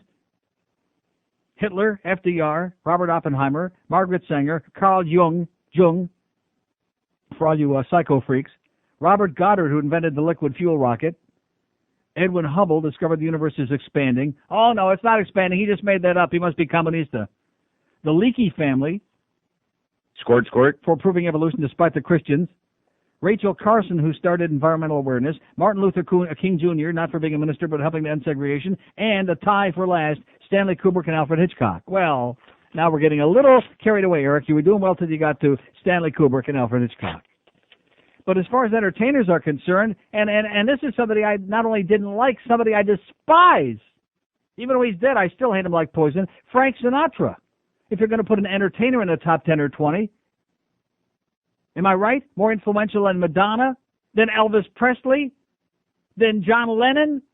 Oh, yes. Now, why are you shaking your head no? He didn't change anything. He didn't do anything new. John Lennon changed nothing. Other than maybe the sheets after they were doing it in the bed there for him and that Yoko, whatever her name was, Ono. Oh, that owner changed what? The whole world of music.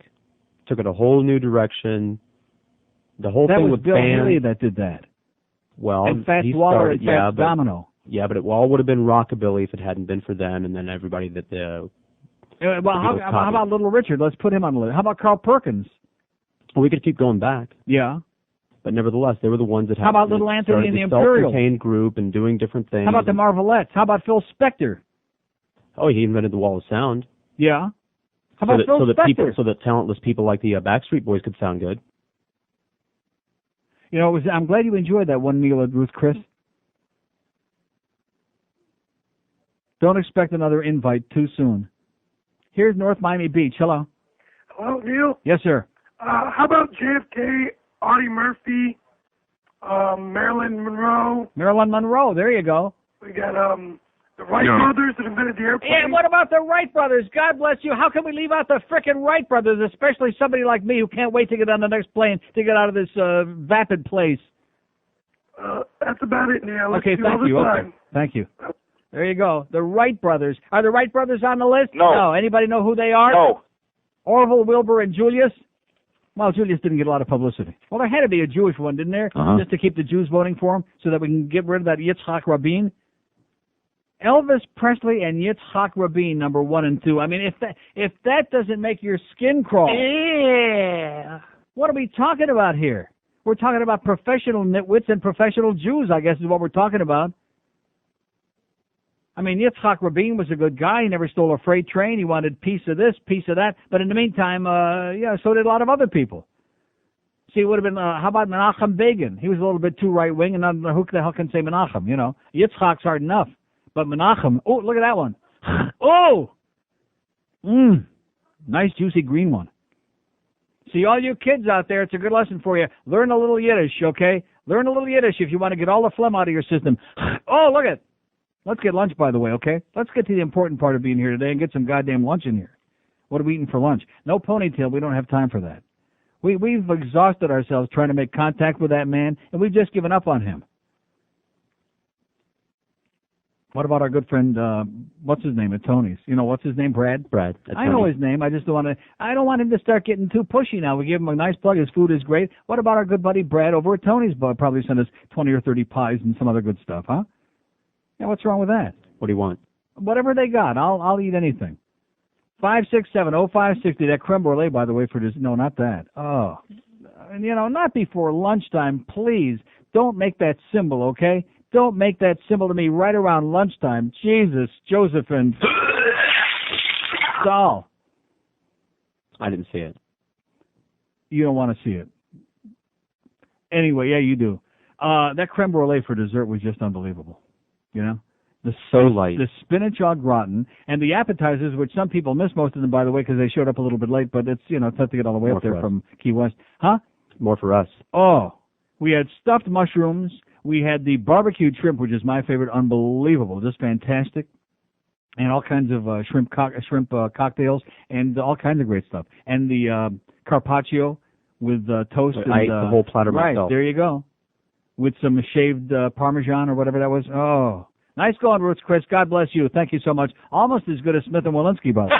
Yeah. Which I'm taking their knives home today. All right, let's hear it. Oh! You know, we gave you plenty of damn. I before I felt bad about taking these home. Do I feel bad now? No. No, they gave them to us tough. They took a shot in the dark and, sucked. Anyway, moving right along. I still say Frank Sinatra, okay? Not for the top 5, but if you're going to put an entertainer in there, he was influential. Not that he had any talent. He couldn't sing away out of his paper sack. How about some of the mafia people, huh? How about Meyer Lansky? Should he be in the top 50? Uh-huh. You bet. What about Santos Trafficani for killing Kennedy? Yeah. And what about... Don Corleone. What about him? What about Mario Puzo? Huh? How about let's do this. We'll kill the summertime. We'll make a list of the top 50,000 people. On the day of your daughter's wedding. Okay, Luca, just put a lid on it. Put a lid on it, okay, you fatso? Maybe Luca would like a job with the Beasleys, okay? Maybe we could meet him like at the local tavern. Here's a mobile in Miami. Hello. Hello, Neil. Yes, sir. Besides yourself, which is definitely on that list, how about Bell, the first telephone? He's one. And he was in the 19th century. Oh. Wasn't Okay. he right at the end of the 19th century? Yeah, what about the old mayor of Miami Beach? What was his name? Rosen? Yeah. And what about... Marvin Rosen, yeah. Yeah. And what about... What about Seymour Gelber? No, What about Maurice Ferré? What about Worm... What about Alex Penis? What about Worm.Explore.zip? Yeah. Who invented that? 567-0560, pound 560 on the AT. It's, you know something, this is a good sign. You know what it means? It means the drugs are in early this week. Yeah, man. Here's a mobile in Miami Lakes. Hello. Neil, It's only Monday, and these people already are doing the special mushrooms. Yes, sir. how you doing today? Oh, by the way, they were great, too, those broiled mushrooms at Ruth's Chris. Great. I got a tie for number one. Been very influential to you and me. How about Ben and Jerry? I like it. All right. There you go. Two good Jewish boys from Vermont. Everybody's saying, how about Gandhi or Mother Teresa for the ladies? Even then, but it's a year of Star Wars, so everyone's going to have George Year. Lucas up there, I bet, right? We're going to what? Everyone's going to have George Lucas up in the top 5, I'm sure. He'll probably be number one. If he All right, promises, Neil. if he promises to stop making those movies, yeah. How about Mark Hamill? Oh! Yeah, little Mark Hamill. There you go. Still trying to put the pieces of his puss together. Everybody forgets about him, Mark Hamill. That damn faggot. I can't stand him. Ronald Reagan, my ass. Oh, this just makes my blood curdle, you know. But we got a lot now. I wonder how long does this thing go on? I guess probably all year long they're going to milk this thing. And you know what? We'll be right there with them side by side, you know? Not that we want to milk it, but it is the summertime.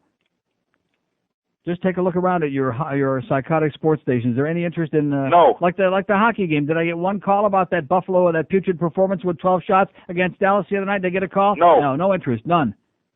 Although I did get a fax. I got another FedEx. Did you see that? No. From the guy in Dallas again. He doesn't. And that was after the second game, after they tied up the series. I wish you'd stop sending me those damn things, okay? You're wasting a lot of money. I hate the Stars like poison, okay? My good, close, personal friend there in Texas. I mean, good luck to you, but not too much. I hate them. Can't stand them. How about Rick Jenneret? There you go. Oh! And certainly Frank Mahovlich. Oh! Here's Miramar. Hello. You? Yes, sir. Winston Churchill? Winston Churchill is number, listen to this. He's number 13, just one ahead of Madonna. Oh, okay, well... One ahead of Madonna. I couldn't separate the importance of those. And two behind John Lennon. Well, how about the Al Capone if you want to talk about gangsters? You Right. know? Well, actually, the problem is that they had the wrong Lennon on there. Okay, how about the Lennon, the one that led the Bolsheviks? Vladimir? Yeah, there you Yeah. go. Absolutely. You don't think communism was maybe a little bit influential this century? No. Oh, no, that's what I thought. No, not like John Lennon. Oh, okay. Of course, yeah. George tells us that John Lennon changed the way we think. Okay. That's what George said. That's what he said. Yeah, well... I know. You're ready to fall on the floor, but that's what he said. He said John Lennon changed the world. Let me ask he said you, he made it a better place let me ask when he one more- married that Jap. Yeah. Let me ask one more thing. Not the singer, but Karl Marx. He's not in the top 20, which I find shocking. Oh, yeah. And of course, he did say that religion was the opiate of the masses, which he was absolutely correct about that. So that's why they don't like. And of course, keep in mind, you're not supposed to be too fond of communists. We don't want to get our Latin friends, our Cuban friends. Exactly. We don't get them all whipped up. Thanks a lot, Neil. Comunista. How about Jorge Mascanosa? Come on, let's come up with a Cuban who was the most important, influential figure of the century, huh? We haven't had one. How about some Cuban maricon? That's what we had before, that maricon guy. Here's a mobile in Hollywood. Hello. Hello. Yes, Yeah, sir. Great show today. Yes, it is. Let's get these people thinking a little bit. Get your thinking caps on, goddammit. Yeah, I've been And now it's time. My parents born and raised me here 25 years. I'm ready to kill him. Who is? I'm sorry. Who is? He raised me here in Miami 25 years. I'm ready to kill him. Say it again, one more time. This phone sucks. Okay. Okay. He said 25 years, something like that. Like I said, we're taking Alexander Graham Bell off the list, or whoever invented the cell phone, which I don't know who that is. Get him off the list. Yeah, the phone was invented at the end of the 19th century. That's not a 20th century person, right? Absolutely correct. Look at this bunch. Elvis, Yitzhak Rabin, and Hitler, and the Pope. Look at the Pope. I wish you could see this picture of the Pope, a senile old man with a beanie and a dress. I'll guarantee you one thing, he's the only drag queen on the list. Oh! That's for goddamn sure. Here's Miami. Hello. Good afternoon, Neil. Yes, sir. How about for just a sheer number of people that have been influences? Well, Walt Disney. Walt Disney should be on the list. You're right. And how about way ahead of Madonna, I'll tell you that. True. What about and also the astronauts, Louis Armstrong and all those guys? And that boring John Glenn. Exactly. Right. That's it. Okay. And have a great day. And keep doing the right stuff. When you live in Miami, you got to keep doing the right stuff. That's what John Glenn said, that boring, phony piece of crap. 56705. How about Lawrence Spivak? Who? First moderator of Eat the Press. Sounds like some Jew. Yeah, how about who invented television, for crying out loud? How could you leave that out? Philo T. Farnsworth. Yeah, Philo T. Farnsworth. How about him? That's because nobody knows who that is. I say, Jesus Christ. How could Philo T. Farnsworth not be on the list if Time would do a better job of educating us about who invented a lot of these things, like the cell phone, for example, which I'm not putting that in the same category with television, but certainly got to be in the top 20. How could anything, for good or evil, as Howard Beale would say, how could anything be more influential in the 20th century, especially the latter half of it, than frickin' television, you idiots? I mean, the Pope? What kind of TV programs did he put on except those stupid, boring masses every week that get pretty repetitive, by the way? Worse than old I Love Lucy reruns. I like the one where she and Ethel are eating the candy off the assembly line. 4 minutes before noon at 560 WQAM. WQAM, Miami, with Lauderdale. Look at all the stupid people. President Clinton slick with the tricks and as sly as a rapist can be. Definitely lied to the country, lied to the Congress, the Senate, his wife and his kids. You know that he did. All the stupid people, why do they trust that bum? Gullible, dumb people. The truth is almost gone. President Clinton stays at the helm because fools close their eyes to his crimes. Every time public opinion says we approve of his history of blatant deceit. How can that be?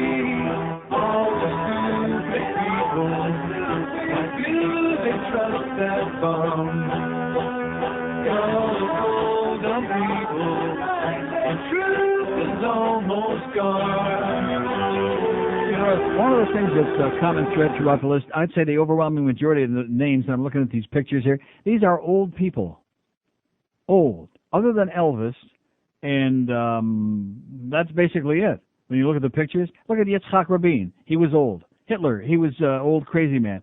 Einstein, real old. The Pope, older than sawdust. Billy Graham, old. Martin Luther King wasn't around long enough to be old. Mohandas Gandhi, old and feeble and losing weight fast. Ronald Reagan, old and don't remember what it was all about. And Henry Ford, old. Henry Ford was, and see, the reason you brought him up is because he was an anti-Semite. That's why you thought he ought to be on the list. I didn't know that. Oh, and speaking of that, by the way, so George had his appearance Saturday morning, which I forgot to tell you about. And there were some people turned out. It wasn't a total loss. And a couple of them said, "Boy!" Yeah. A couple of Farbisan Jews came to say to George, they wagged their finger in his face. Well, you said some bad things about Israel. Like that. They went, yeah. And you should have told them, Katzlachois, okay, get out of here. Go eat some blintzes, okay? Go eat some of that dreck at that place. You know where I'm talking about. Yeah, old people. On Mother Teresa, old and wrinkled up. Winston Churchill, who was born with a cigar in his mouth. Nelson Mandela, he's pretty goddamn old. The Pope Paul VI. Now I get confused. Pope Paul VI, he was the skinny one, right? The kind of taller, skinny one. Which is the one that got offed after 33 days and he had a bad cup of tea? You know, that was in Godfather 3. Come on, my Catholic friends in there, let's I've been go. Catholic for a long time. Ah, Jesus Christ. The one that had the cup of tea and he didn't wake up, he went, and all of a sudden, because he was too liberal and he was going to do this and going to do that, they said, no, you're not. Which was the one that stole money from stupid people? All of the above. How about Pope Pius? He never met a Nazi he didn't like. Pope Pius the 12th. No, Pope Paul VI, wasn't he, I don't know. Saddam Hussein, old crazy person, and Thomas Edison, old, but not a bad guy. Say goodbye. Say goodbye. Did you ever see those films of Thomas Edison? Deaf. I mean, absolutely deaf. Well, you know, when you listen to all that loud rock and roll music on your phonograph, on your Victrola, yeah, even the RCA dog had better hearing than him. Tipper. Say goodbye. Nipper, goodbye. sorry. And he would turn around, goodbye, goodbye. Yeah, totally deaf. He had that little horn he used to stick in his ear. And if he didn't say goodbye, his wife would say, stick it up your ass. And he did. Good old Tom Edison, baby. There was a genius. There was somebody we should all, in fact, he should be number one. I'm convinced right now. We wouldn't be sitting here talking to these people right now if it weren't for good old Tom Edison. You wouldn't have your air conditioning going right now. And what about Benjamin Franklin? Even though it's the wrong century, let's give him an asterisk. Here's Hollywood. Hello. Hey, Neil. I mean, if we can put Jesus in the 20th century, why not Ben Franklin? He's on the coins. Yes, sir. Hey, Neil, it was Pope John Paul I that was off. Was it? Yeah. And which one was Pope John Paul VI? Was that the... no, he was Pope John Paul I. That was Pope Paul VI. Oh, I don't know. He was his predecessor. He was the tall, skinny... Predator? Predator, yeah. Oh. How about the inventor of the breast implant? Yeah. What about... Brittany agrees. Brittany agrees. Yes. All right. That's all I have. That's all the material I have. And God bless you, sir. Brittany says... All right. 5670560. In fact, Manish is going to be talking about Brittany's right on the sports talk, whatever we call that, sports talk. Oh, excuse me. Talk about reverting back to our old origins, huh? We're always sports talk on this station, allegedly. that don't even make a disclaimer for us between 10 and 2 because we're small potatoes and we're not part of Greg's big fat ego, his overinflated ego with all his sports teams that we're losing our ads on and nobody cares about? It's only the 14th of June, boy, only a couple of months before that first Dolphin exhibition game, and all around here they're going, oh, thank God, maybe we can hang on until then. Here's hi, Leah. Hello. Hey, Neil. Yes, sir. What about Marconi? Wasn't that this century? Marconi, yes. No, the radio guy. No, Marconi was, this century. Yeah, well, that's influential, isn't it? Yeah, you're right. Okay. For us it is. And listen, you asked about most influential Cuban.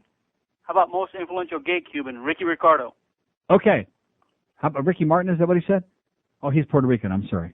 567-0560. Ricky Martin, he cries a lot. In case you missed the beginning of the show, turn to page 2 in your paper this morning in the Sun Sentinel. He cries a lot. He used to cry a lot. He cries all the way to the bank. He's crying over here. He says it's a very healthy habit. Men do cry. Yeah, especially men like you, Ricky. They cry a lot. They whimper and they cry a lot, and they make little whimpering sounds. Probably the pain in that. Rectum. That might have something to do with it. Here's a mobile in Fort Lauderdale. Hello. Yeah, Neil God. Yes, sir. I have one for you that you probably would like very much. Arthur C. Clarke developed the communication satellite. Yeah. Without him, you wouldn't have your little dish to watch your hockey. Oh, okay, and he's number one. Oh! There you go. And one for George to change music. How about Les Paul and his work with the electric guitar? Yeah, but who the hell knows Les Paul and Mary Ford? On Capitol Records and Via Con Dios. Who knows that? Yeah. I don't know. He was no Elvis Presley. No. Thank God. But there wouldn't be any rock and roll without electric guitars. That's right. All right, I'm out of material. And God bless you. Yeah, see, if we're going to do a music thing, how about Bill Haley, even though he did have that awful spit curl or whatever you call that? What do you call that? What was that thing? He had that little spit curl. Huh? He had a spit curl, and when he walked through the airport, he'd always get himself a spit shine. Bill Haley, I mean, he was the guy that is given all the credit for being like the first rock and roll guy. So why the hell would you put Elvis? He didn't change anything. All he changed was the Ed Solomon show, that's all. That they wouldn't show him from the waist down. And, of course, when you see Ricky Martin, you think, what a waste. God. Maybe we can get Wayne to take control of his career, okay, because he's into waste management. Somebody needs to control that. It is out of control, that whole Ricky Martin thing. Is there anybody else out there who despises this whole phenomenon as much as I do? Not that I wish him any ill, really. I used to say, he was okay. As long as I didn't have to see him too much, he was all right. But now it's just annoying. It's just like he's a singer. Is he a singer? No. Is there anybody with a brain that thinks he's a singer? No. Jesus Christ. 9 minutes past noon at 560 WQM. I'm going to bang you in the butt, honey. Join the NRA to start guns today. Okay. Have yourself some down-home Christian fun. Blow your friends away. We'll back you all the way. Defending your right to own a gun. When you think of all the benefits you're getting, life will be sweeter when you catch your heater. Carry a license to be deadly. Come on and join today. It's the American way to be a member of the NRA. Aim for the knee, aim for the chest, and always aim for the head in case they're wearing a vest. Sharpen your skills, feel more fun. We'll be there to defend your right to hold a gun. Come on and join today, and you'll be proud to say you're a member of the NRA. Okay, they're just showing the latest Bush-Gore poll there on CNN. 56-40 for Bush. This country is obsessed with Bush, you know what? Too much Bush is, a little Bush is okay, but too much Bush, it's a bad thing. Here's North Miami. Hello. Hey, Neil. Yes, sir. Well, as far as an impact on popular music in the 20th century, I have to go with the Beatles. They dominated. But this poll isn't about the impact of popular music in the 20th century. This poll is about the person of the century, the person who had the greatest impact on the 20th century. Then I would have to go with Alan Burke. Yeah, okay, great. Like I said, how come I knew that this guy was an actor? Yeah. 567-0560, pound 560 on the mobile one line, okay? Just another asshole. There's so many assholes in the Naked City, and believe me, we don't miss too many on this show. Here's Miami. Hello. Hey, what's up, Neil? Yes, sir. Guy called earlier, kind of stole my thunder with the Al Capone, but you mentioned maybe we should replace Yitzhak with Meyer Lansky. Because, I mean, at least Meyer Lansky, a lot of goy know who he is. Yeah, a lot of goyim, yeah. Yitzhak, I mean, who is that? Exactly, that's my point. Who the hell knows who Yitzhak? I mean, it would be like if I gave you the real names of the Marx brothers. Listen here, let me ask you, is the bearded one on there? No. You know that if you would have, that bitch Myra Bustamante would have been foaming at the mouth. Exactly. But listen, Madonna, they should replace her with John Gotti. Okay. 567-0560, pound 560 on the mobile one line. We already told you, sir. Get it right, okay? We told you. Don Corleone. That's who needs to be on the goddamn list. Here's North Miami Beach. Hello. North Miami Beach. Hello. Yes, sir. Hi, Neil. I got one for you that's probably not on the list. How about the inventor of the Internet and the @ sign, BBN?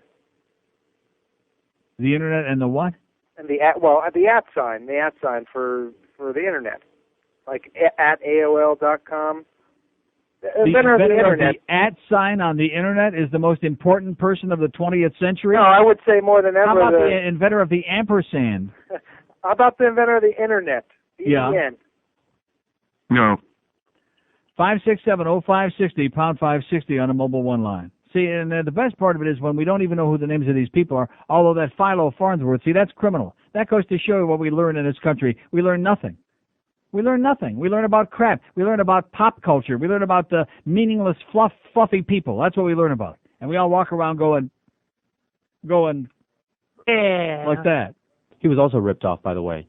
Who, Philo? Yeah, like RKO, I think, stole all his patents. That's why nobody ever How about heard of him. Dumont? Who? Dumont. They were the first television network, I think. Dumont. Maybe it was them. Yeah, maybe it was them. Maybe He got it was screwed, them. whoever it was. Probably a bunch of goyim.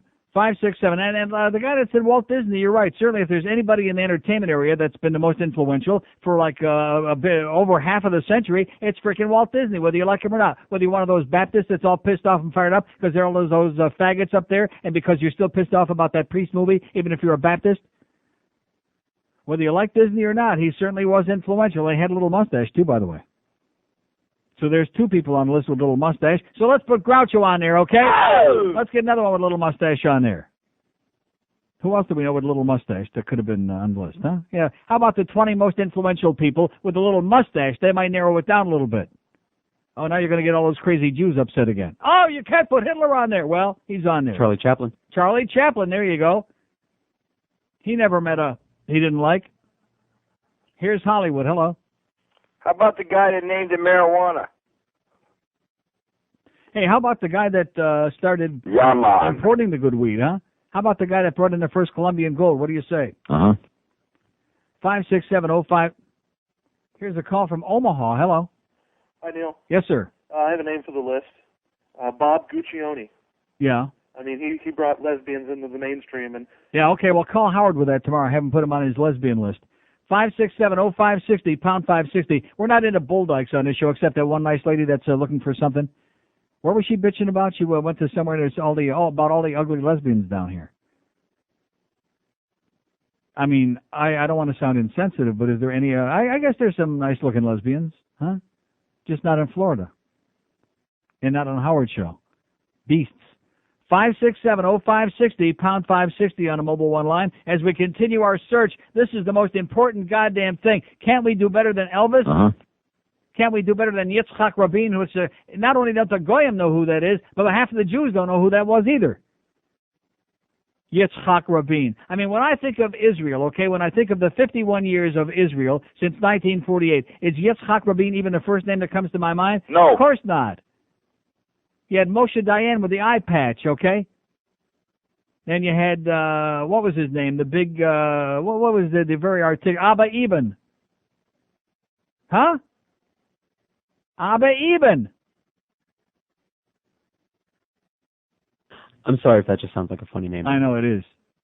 Well, he had a rock group named after him. 5670560, Golda Meir, Menachem Begin.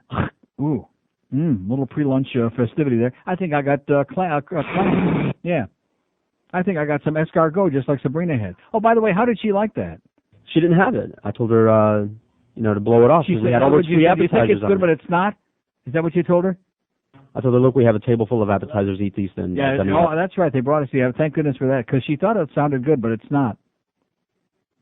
Okay, here's Little Havana. Hello. Hey, Neil. Yes, Uncle sir. Neil. Yes, sir. How you doing, sir? Okay. Okay. Let me add one to the list. I think Moshe, as far as the Jews. Moshe Dayan. Yeah, he's the bomb. 5670560. Another one of your people. Okay, Little Havana. Another one of your people who's full of, can't go 7 words without saying crap. 5670560, pound 560 on the mobile one line. We need to have a place like in North Dakota where we can take all the people like him and deprogram them and make them into like real human beings. Just get that sound out of their voice and that whole thing out of their mind if they still have one left. A deprogramming place for like desperate old Cubans. Oh, and speaking of old Cuban trolls, I'm going to be doing a show on that tomorrow.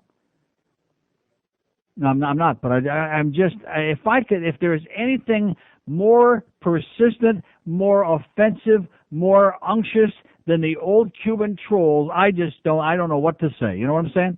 Maricones, maricones, maricones, grandes, okay? Grandissimo. Oh, God, go away, please. Here's a mobile in Miami. Hello? Hey, Neil. Yes, sir. I got one thing for the ladies. How about Monica Lewinsky, the queen? Yeah. How's that? How about Martha Jean, the queen? Okay. Monica Lewinsky. Oh! There you go. I'll tell you one thing. If nothing else, she and Bubba brought the term, I've said this over and over again, I think it's accurate. They brought the term blowjob into acceptance, into popular acceptance. And everybody's saying, what's wrong with that? Here's Tamarack. Hello. How about Kathy Willis, since she had a small mustache? 5670560, pound 560 on a mobile one line. Here's Miami. Hello. She had the worst complexion, by the way. That modeled, what do you call it? Yes, sir. Sun-fried. What do you think about Ellen DeGeneres? What do I think of her? As one of the top 50 influential people. I'd say she's one of the top 50,000 bull dykes is what she is, if we're having like a specialized list. One of the top 10 million bull dykes of all time, right next to Martina Navratilova and right underneath Billie Jean King. Ellen DeGeneres. I mean, talk about another hype job. Talk about much ado about nothing. That would be like Charles Nelson Riley comes on the air tomorrow, and he's a gay character in a sitcom, and everybody's saying, oh, my God, really? What a revelation. Like Jim J. Bullock, comes out of the closet. Oh, wow. You got to be kidding me, Just like this Ricky Martin thing, okay? I mean, come on, ladies. Wake up and sniff the lilacs. That's what he wears out here, essence of lilac, It smells like Rochester. Here's a mobile in Hollywood. Hello? Hello? Yes, sir. Neil, how about Helen Keller? Helen Keller, I like it. In fact, it inspires me to play. That's great. There you go. Okay, thank you. Thank you. That was a request. 5670560. Notice the women got no opinions on this. You women out there, something? They're right. You're busy watching Jerry Springer and all your other vacuous crap, and you're all sitting there going, She won your heart in The Miracle Worker. Yeah, that's a little bit. How come this thing is acting up today? It's not doing my... Yeah. We'll get to Helen Keller when we're ready, okay? It's not doing my bidding the way it's supposed to be doing. It's acting like real independent, like Joe Costello. Here's a mobile in Hollywood. Hello. How's it going, Neil? Great. I got 2 names for your list. Yeah. The first one, the great Dr. Timothy Leary. And the second one, Hunter S. Thompson, the great journalist himself. No. Okay, great. 5670560 and pound 560 on a mobile one line. Anybody? No. No. Close? No. Here's Boca. Hello. Boca. Yeah, how about that guy that we can thank for all these Julios in South Florida? Castro. Yeah. If it wasn't for him, we'd have nothing but English-speaking people here. Yeah. Yeah. Okay. And we wouldn't have to pay with all these people when they come on over here. They wouldn't get all our tax money. Okay. Got it? If you see K, say hi. 5670560, pound 560 on a mobile one line. How about some cracker? That would be good. Let's get a cracker on the list. How about Jesse Jackson, huh? He brought back the soldiers, and now he's going to go over there and try to bring those 13 Jews back. How do you like that? Huh? Don't bring in the Sunrise. That's all we ask. We got enough old Jews in Sunrise already. Okay, Jesse? Here's Mobile in Fort Myers. Hello. A very good day to you. You mentioned small mustaches. You mentioned Hitler. You're going to have to mention Clement Attlee, the man No, we're not. responsible. Oh, we don't have to. These people don't have any idea who that is. I know who that is, yeah. That's true, Neil. And How about Neville Chamberlain? He had a small mustache. Absolutely. He had a piece in Our Time. He definitely did, and he most probably had more pieces than anybody else, but one more than Mr. Walter Cronkite. Yeah. Oh, Walter Cronkite. He would, yeah. As you know, he was just the voice for a brand new film out about Edison. Yeah. And of course, another man that was just into our century. Can you believe Elvis Presley is on this list? Can you believe what a bunch of vacuum brains we have in the U.S., sir? Yeah, but you have to understand something, Neil, that your type of humor is so above everybody that even when you insult them, they don't get it. Yeah, but this list isn't based on my audience. This is from the entire universe out here on the Internet, from the worldwide net. And this is the best. This is the best we can do is Elvis Presley and Madonna and John Lennon and Princess Diana. It just shows you. But when a guy comes up with a few moments ago and saying, "Well, what about the internet? The guy that did the @ sign." Hang on a second. Wait a minute. The @ sign has been, I want to call it an @ sign. I'm sorry to do that. It's been on the typewriter for God knows how long. Can many people remember what a typewriter is? No. Nah. They don't even remember what a rock and a hard place is. That's where the guy is. He's between a rocket and an @ sign. Have fun. And back to you. Cheerio. And thank God nobody put that stuffy old Queen on the list. Thank God for that. Or that Prince Edward, by the way. Anybody believe that marriage he's getting involved in? No. No. Faggot. 26 past 12. Why do they have to do that? Well, maybe somebody can explain to me why this goes on. I mean, he doesn't have a hair on his head. He's an old fuddy-duddy. Everybody knows that he floats like a butterfly. And it's not the Queen. It's what's his name, Prince Philip. He's the, because he's screwing everything that's got a skirt on all over the world. He's the one that insisted, either you take a wife now or we're going to, get you a bad hairpiece like Bob Eisenberg. Why does that have to, why does this go on?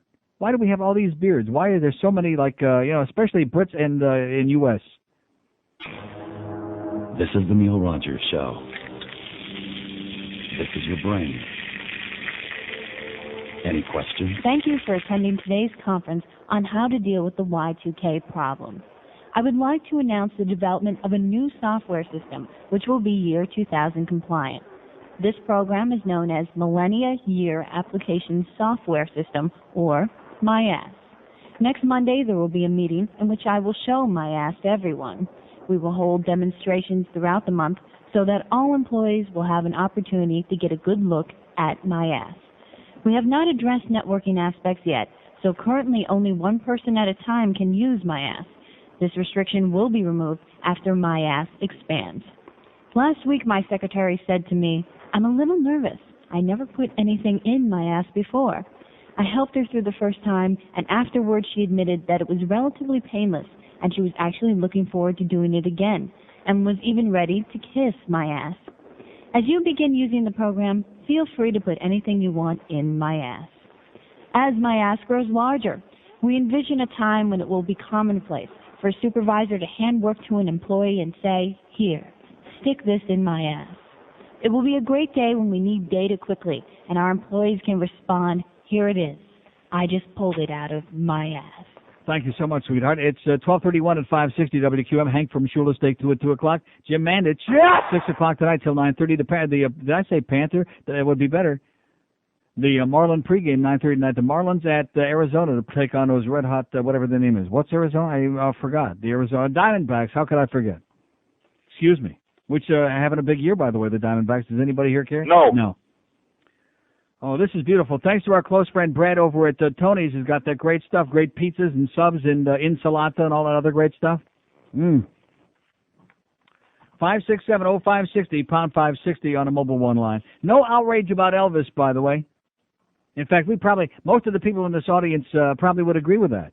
This is the Graceland crowd. I'm telling you, we did that thing that one day, and I almost staggered out of the building that day. I was just in such disbelief. I mean, I know there are a lot of people out there who are in that category, but Jesus Christ, Graceland? What kind of a real man goes to Graceland? Huh? What kind of a man with any kind of cojones at all would go to Graceland? You know what I'm saying? Oh, yeah, well, my wife dragged me along. Sounds like a real puss to me. Here's a, what is it? What am I doing? Where am I going, and what is life all about? Here's a mobile in Pompano Beach. Hello. Neil. Yes, sir. First off, Elvis sucks. I'd rather have Axl Rose on the list than Elvis Presley. Yeah. That's just my That take. says a lot. Second off, the Y2K bit that you just ran is actually quite apropos considering the fact I'm in the computer industry. It's rather entertaining. And third off, for the list, you've got to have two on there. You've got to have Marconi and Jonas Salk. Yeah, Jonas Salk. How is Madonna is on the list and not Jonas Salk, who came up with a cure at polio vaccine? Well, to begin with, the Jonas Salk wasn't around Madonna being in a wheelchair. So There you go. And I mean, it should be singing like a prayer for the real thing. But, you know, I definitely am Marconi, because without Marconi, people wouldn't have known about Hitler and stuff like that until it was way too late. Absolutely correct, sir. So, thank you, sir. God bless you. And whoever invented penicillin, by the way, because without whoever invented penicillin, forget about the wheelchair. You can imagine what would be happening to Madonna right now. Can you imagine all the diseases that would have killed her ass? 567-056. Who invented penicillin? Do we know? How about Louis Pasteur? That was the previous century. Wasn't it the 19th century? Huh? I think so. Well, definitely was. You think? Well, there's a lot of stuff that was like borderline, like Alexander Graham Bell, I think was like in 1898 or something like right toward the end of the 19th century. What about Darwin? Darwin? Yeah. Wasn't he also on the borderline? Don't start with your commie pinko atheist crap now, okay? Charles Darwin, my ass. Next, you're going to be starting with that Scopes monkey trial. You know what I'm talking about? Don't be trying to pawn off on the public, all that baloney, okay? Oh, man. By the way, speaking of the Scopes monkey trial, where's Roy with our thing? Does he plan on just keeping that? Is that it? Our gigantic black penis? I mean, I know that a lot of jocks like Roy would like to have a gigantic black penis, but I think in his case, one would be enough. Here's Del Rey. Hello. Hey, Neil. Yes, sir. You know, John Lennon said that the Beatles were bigger than Jesus Christ. That is correct. And I think he's right. Yeah. I think he's right. Uh-huh. They were, in any event. By the way, I believe it was Fleming, you'll pardon the expression, who discovered penicillin. Well, how do you like that? We don't even know his first name. How do you like that? No, I don't That's know. the kind of education we get in America. We don't know Philo T. Farnsworth, and we don't know goddamn Fleming's first name. All he did was invent penicillin, so we're not all rotting and puking and dying from all these microbes that got invented. Okay. And listen, by the way, do you have the address or the phone number or the website or something of that Freedom from Religion group that you talked about last week? Hang on a second. They'll give it to you.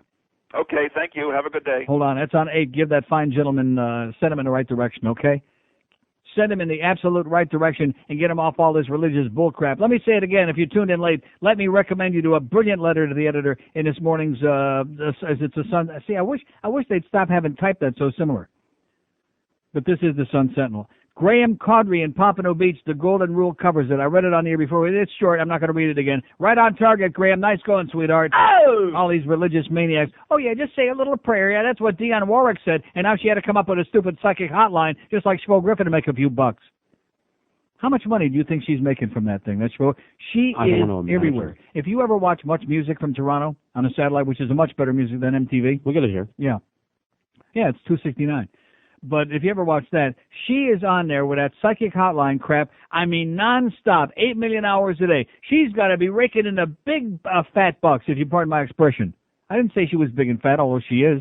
She's a sweetheart. We love Schmo Griffin. In fact, she's one of the very few nice people on Power 96. Most of them are a bunch of snooty assholes. We discussed that at dinner, by the way, all 500 of us on Saturday night, and we took a poll and we agreed. It was unanimous. Most of the people at Power 96 are a bunch of snooty assholes who think they're don't stink, okay? And we don't give a crap, okay? Because we're talking to people over the age of 10. Not that our audience has any great IQ, because but nevertheless, everything is relative. Here's Mobile in Fort Myers. Hello. Neil. Yes, sir. I listened last week. Before I get to my most influential, I know last week you were talking about steakhouses, and I mentioned to you about the Kansas City Steakhouse. You ever had the corn over there? The corn sure is special. Mighty special. Corn is one of the worst things you can put in your body, by the way. Is that true? Very bad for it. Corn and potatoes. According to Dr. Atkins, huh? According to people that know. Wow. Anyway, my most influential in this particular order, Artie Warren, Rick Weaver, and Joey Carr. Okay. Joey Carr, excellent. Oh, yeah. dining and dancing. Anybody remember Joey Carr? No. No, come on. And his brother Steve Levy. I always wondered how come his, because obviously Joey changed his name. How come you changed your name, Joey? Huh? Always be suspicious of Jewish guys who change their name to phony names like, Neil Rogers. That's right. Joey Carr, my ass. How could his name be Carr and his brother's name was like Steve Cohen? Why didn't he change it to something that wouldn't have been so obvious like Udalevich? Well, this is good. Thank you, Tony. Boy, I think Tony is kind of replacing somebody, you know what I'm saying? He's filling the breach. At 193rd and 441. At 193rd and 441. Right down the street. Good old Tony's got great stuff. Some of the best pizza anywhere in town. I think they're starting to move right on in. Brad down there at Tony's. I think he's wising up and I don't want to mention any of the names, but when you're busy getting laid 24 hours a day, Jeff, that's what happens. When you're not minding the store and you're not looking, all of a sudden other people kind of move in and they fill that breach. And you're SOL. You're just standing there holding it all by yourself. 21 before 1 at 560 WQAM. If Florida's pot's not good, it's great. She won your heart in The Miracle Worker. Despite her handicaps, she left behind a lifetime of achievements. And now, with the discovery of rare audio tapes found in a basement somewhere in New Jersey, Def Jam Records makes available to you Helen Keller Sings the Blues.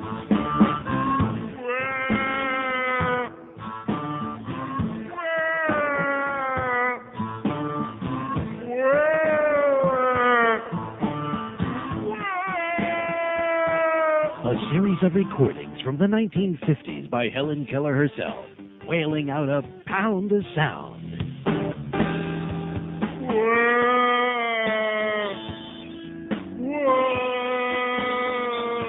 To order yours, have your credit card ready and call 1-800.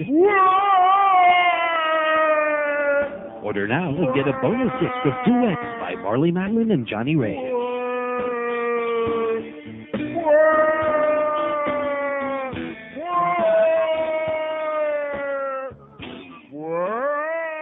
Oh, by the way, how about the guy who invented the hearing implant, whatever they call that?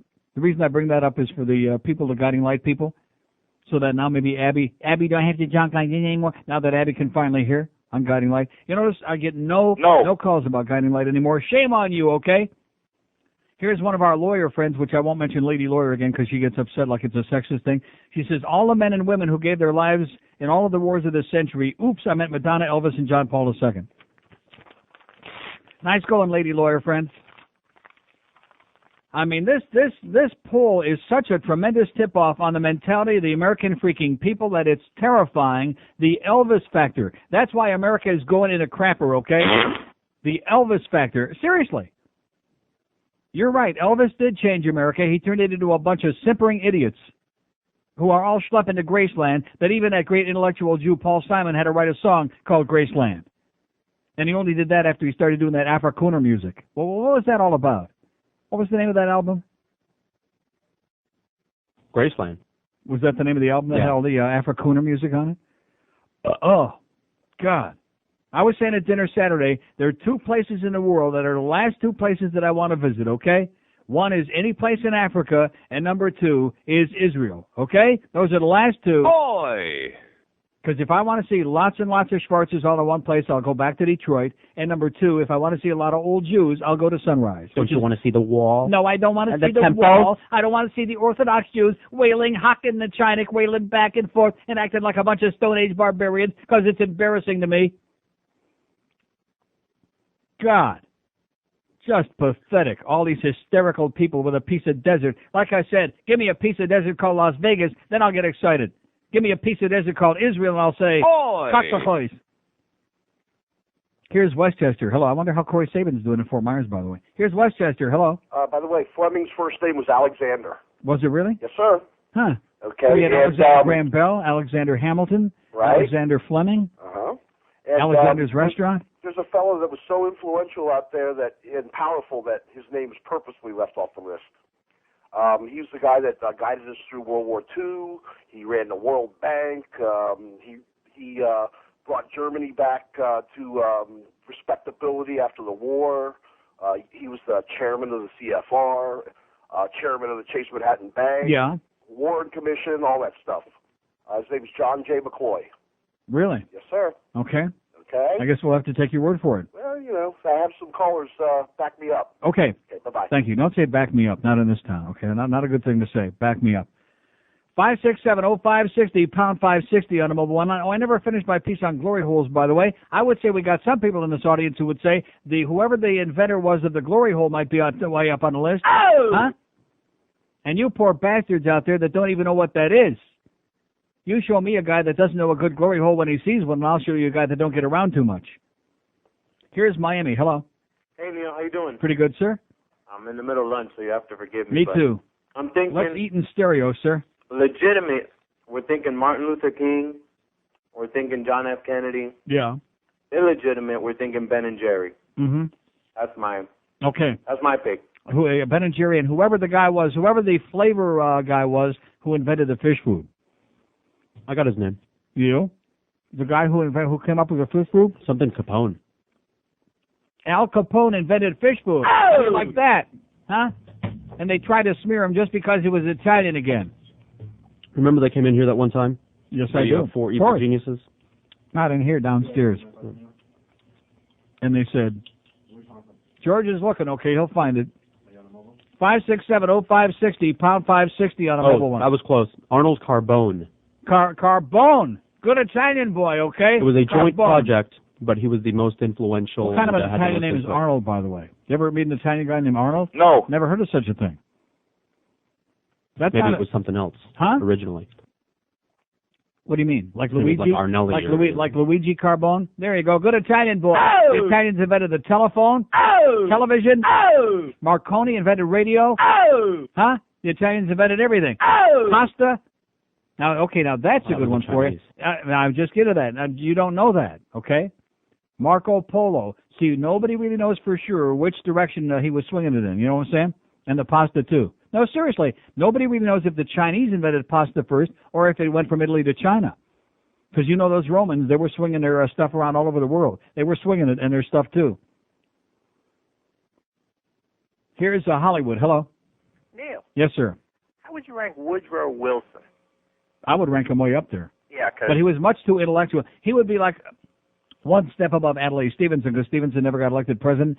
But Woodrow Wilson was a real genius, an intellectual, and, of course, Americans don't like intellectuals. I think he's a professor. Princeton, Princeton. Right. Came up with League of Nations. Right. Died of a broken heart. And his wife was running the country for a while after he had a stroke. Right.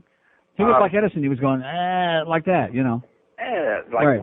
And also, too, I don't know their names, but the scientists at the Western Electric Labs that came up with the transistor. Yeah. And for the women, I would think Amelia Earhart. Is she on there somewhere? She's not even on the list. We don't have any women calling, volunteering women's names. Not that women have to volunteer, but you would think if anybody would do it, they would do it, and they're not doing it. Because Madonna didn't influence anything. Elvis didn't influence anything. Princess Di, she's nobody. Princess Diana, I mean, my God, she was like, she married into a bunch of bullcrap. That's all. There was a bunch of hype.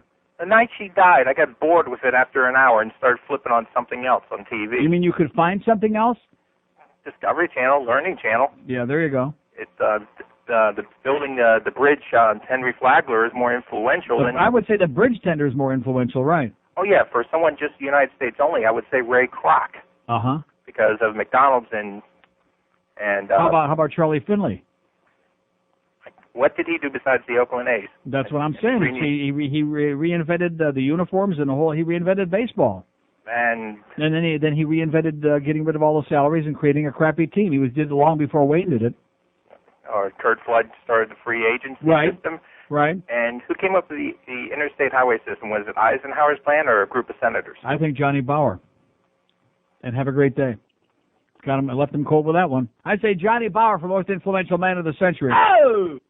How about Punch Imlach? Oh! There you go. Now we're talking, eh? Let's talk some good Canadian people, most influential, goddammit. How about Tim Hortons? Oh! He's got those donuts. He's got bagels, They got bagels at Tim Hortons now. Let's talk some serious stuff. Let's talk about Bill and Foster Hewitt. Now you're talking. Here's Jupiter. Hello. Neil, God Yes, supreme. Listen, with the same mentality of those folks voting on Elvis and them, I'm surprised they didn't include Bart Simpson and Flipper and My Mother the Car. Yeah. Now, if you're going to put a Flipper in there, I would definitely say Luke Halpin. Yeah, or how about OJ? I haven't heard that name out there. Yeah, I mentioned it.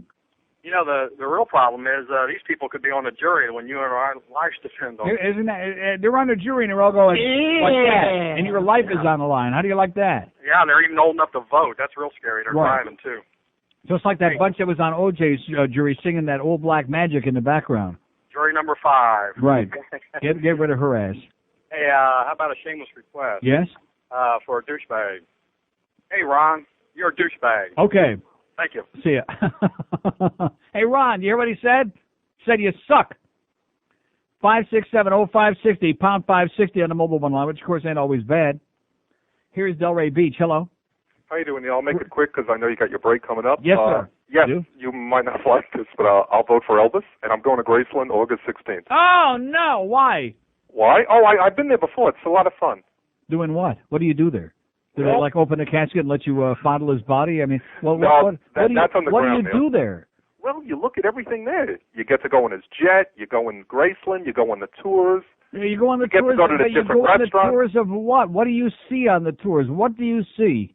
What do you see? Yeah. Well, I can't describe give me, not the whole thing. Just give me a for instance. All right. They have this one part where they have his 16 automobiles you can go at, look in, and everything else. They have another part where they go into his den. They go to the grave site. They go to his award. The best place is the awards room. That's phenomenal. That's unbelievable. That really is. And you're serious about it. You're not just saying this to aggravate me. You're No, serious about this? they have all the gold records. I mean, it's phenomenal that he sold over 1 billion records, and nobody's even close to that. It's unbelievable. Yeah. Really. That's why I almost gagged when I heard Katie Couric say the other day when they had Ricky Martin on. Mm-hmm. She was comparing him with Elvis. I was like, oh, jeez. I mean, everybody has an acquired taste, but please, he has to sell another 1 billion records, I think. Yeah. I All think right, you can compare Ricky Martin more like Little Richard. I know. Have a great day, sir. Bye-bye. And please don't do it. Please reconsider, okay? Will he reconsider? No. No. He's going. He's going to Graceland. Oh, God. I'm serious. He sounds like a reasonable guy. He sounds like fairly intelligent, articulate. He's just got a little brain fart up there, okay, that he can't overcome. Like I have my sugar addiction, this guy's got a Graceland addiction. It's not even an Elvis addiction. He's going to pay money to go there and see Elvis's cars again. He already saw them before. He's going to pay money to go see them again. Elvis Presley, the most influential person of the 20th century, the most important person in our lives. Now I understand why people are asking these questions, like how did we get here and what's it all about? Now I understand. Because your life must be a vacuum if Elvis is the most important figure of this century in your life. And how was Elvis making all those records, by the way, if it weren't for Thomas Edison? Huh? How about those pornographs that Thomas Edison invented? That's right, he invented the pornograph. And who the hell don't like pornography? Al Goldstein, like I said, the president. Free ass for everybody. That's what we read. That's going to be our platform, okay? Free ass, free weed. That's Jesse the Body. That's our deal. Okay? Get a unanimous vote. Even the right-wingers will say, all right. We'll just deny it, but we'll do it anyway. You know what I'm talking about? Yeah, man. Oh, it's so simple. It's so basically simple. Just leave everybody alone and get laid a lot and smoke some weed. That's all. I don't smoke it myself, but nevertheless, I know plenty of people who do, like everybody in this building and everybody I know in Amsterdam. Yeah. I mean, see, I like being an individualist. That's why when I go over there, I'm the one guy who don't smoke in Amsterdam. Yeah. Makes me like the odd man out. WQAM, Miami, Lauderdale. It's the 1 to 2 hour.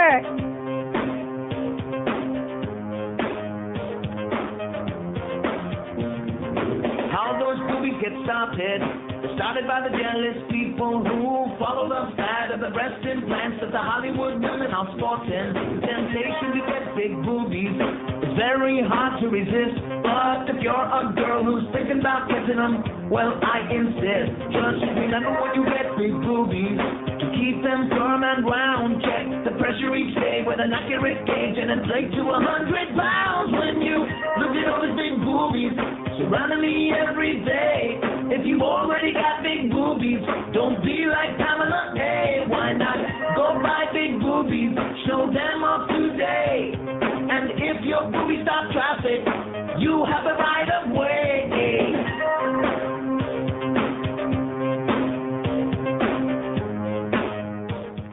Okay, it's 101 at 560 WQM.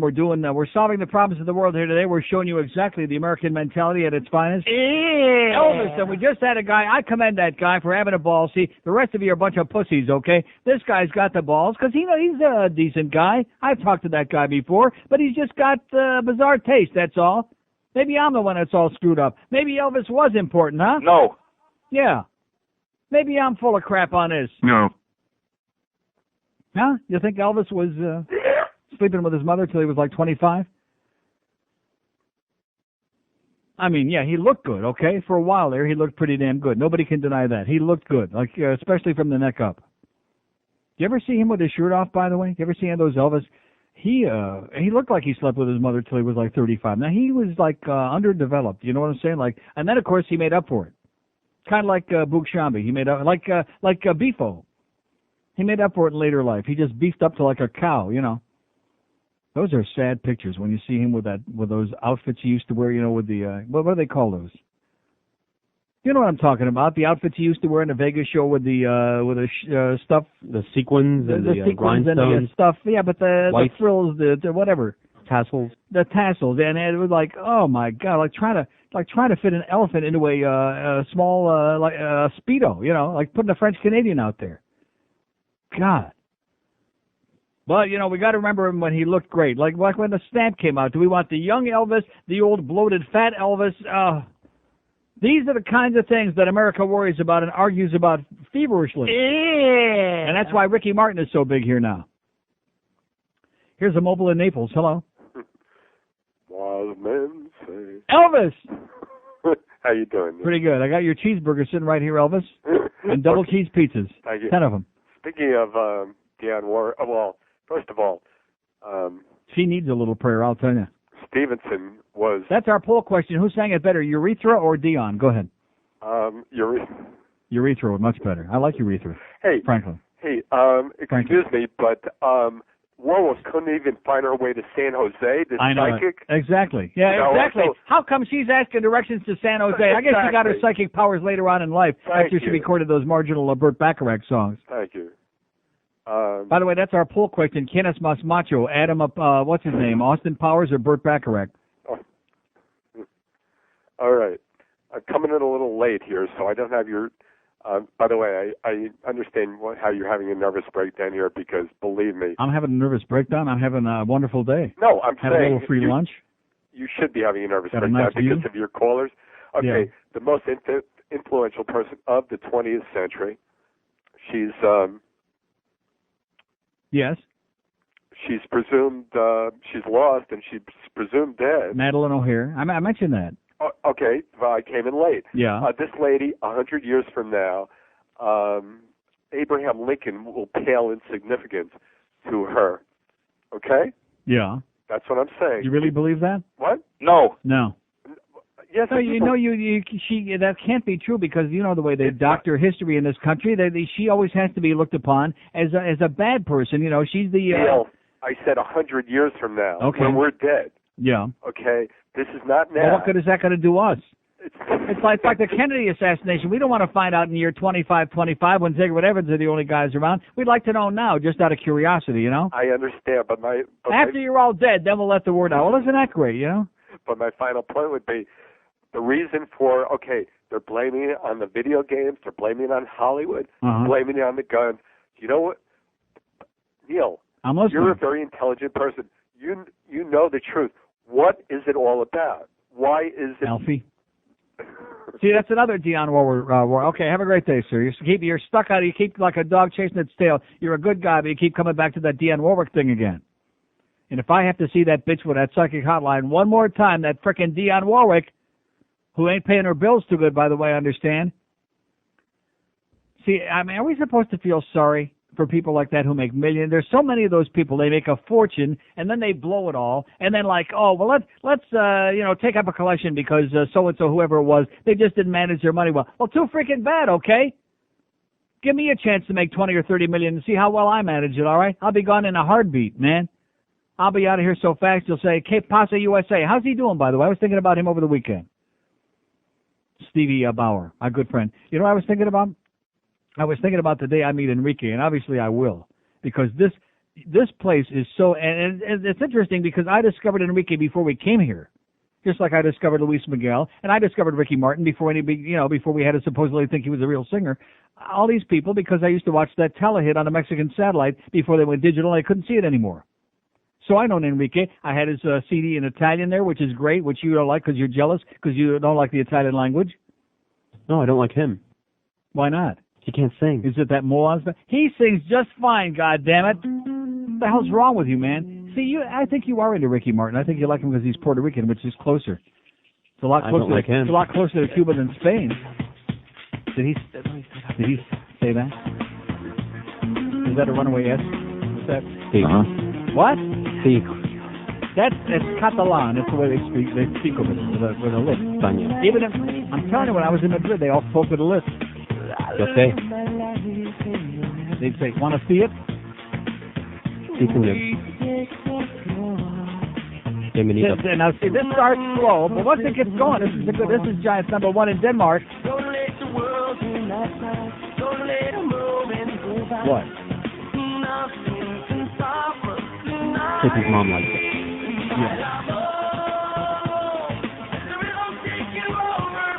Well, maybe JT's mom likes Enrique, huh? What's wrong with that? Your mom can like Enrique. That doesn't mean she's going to race over to Val Harbor and knock on the door yet. Till we give her directions to where the house is, 2 doors from Greg Reed. Now, what got me into that? See, you got me off my thing there with that Enrique stuff. I was talking about something very important there. I had you on the ropes, and right away you threw a chigger in a woodpile. We had something very important there, goddammit, and you started with this Enrique stuff and that big mole on his goddamn cheek. I think it's cancerous. I don't know what it is, but it keeps getting bigger and bigger and bigger. It's melanoma. It's gigantic. It's huge. It's a tumor. There's nothing wrong with like a little thing like Peggy Lee, it is a tumor. like I said this morning, but he's got a gigantic growth on his face that even he admits is like 3 times the size of his penis. Poor Enrique. You guys could compare. Oh, I got him beat. He makes me feel like a real man.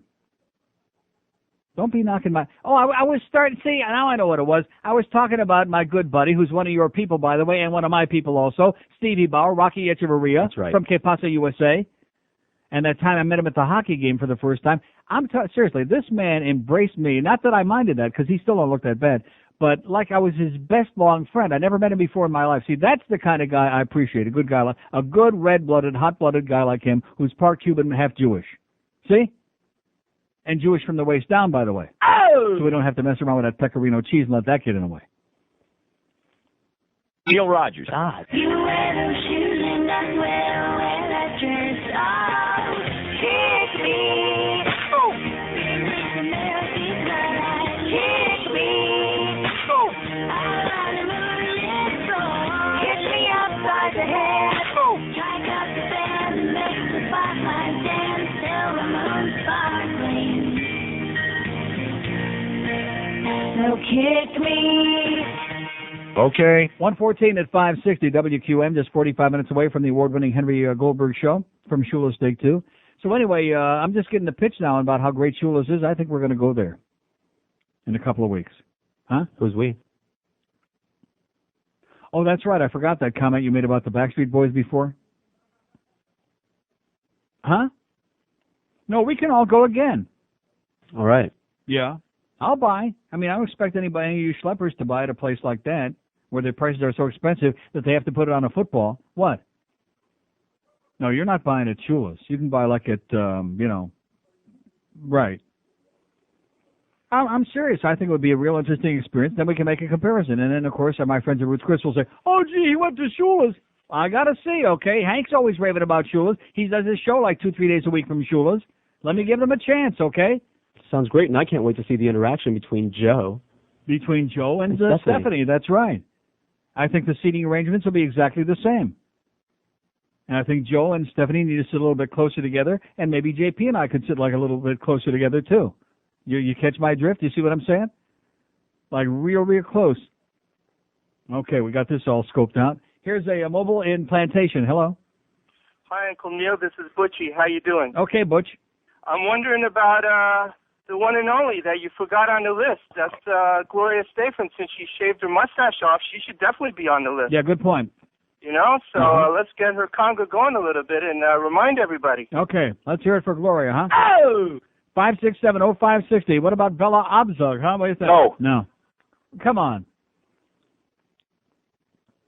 I mean, like I said, let's have a woman on the list, but not somebody too feminine, okay? Bella Abzug, that would be good.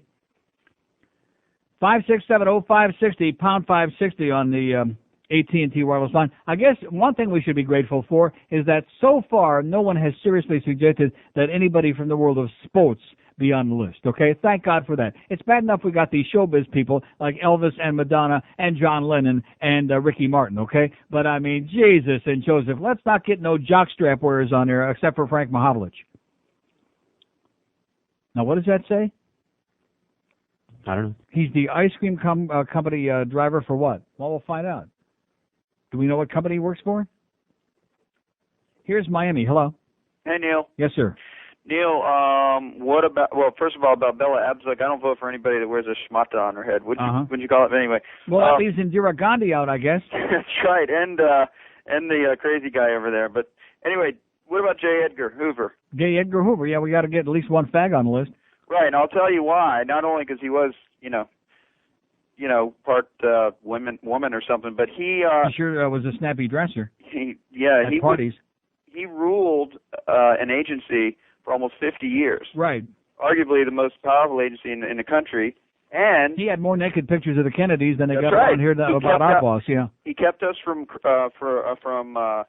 doing anything about organized crime. Right. And then possibly. And there's a lot of people believe that he was involved in the assassination. Of Martin Luther King. Right, and JFK too. Possible, so, I mean, yeah.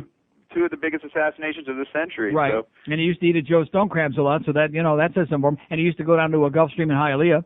Well, that makes him a fag? No, what? Huh? What does that make him? That makes him J. Edgar Hoover. This guy doesn't know that J. Edgar Hoover was a... Okay, 5670560, pound 560 on the AT&T wireless line. In fact, his boyfriend of 30 years, Clyde Tolson, the two of them, when Clyde died after J. Edgar Hoover died first, they were buried side by side, like real close, so they could like kind of, touch underground a little bit, They could just kind of reach across and touch someone. Maybe their worms were like kind of touching each other underground, you think? Uh-huh. Here's what happened to the ice cream guy? What was that all about? What was the story with the ice cream truck guy? Psych. Really? He hung up. Which I say good. Here's a mobile in Miami. Hello. Hey, Neil. Yes, sir. I got one, but I don't know whether... I got a couple. How about Jackie Robinson? Oh, here we go. No, well... Sports. You no. know, he did... No sports, sir. No. Bugsy Siegel. Yeah. Is he on the list? 5670560, pound, what do you say, Muggsy Solomon? No, he's not on the list. 5670560, pound 560 on the AT&T wireless line. Here's a mobile in Hope Sound. Hello. Yeah, Neil. Yes, sir. I think somebody that needs to be on that list would be Dr. Paul Winchell. Yeah. You know who that is, right? Yeah, I do know that, but he ain't on the list. He invented the replacement heart valve. Right. Yeah.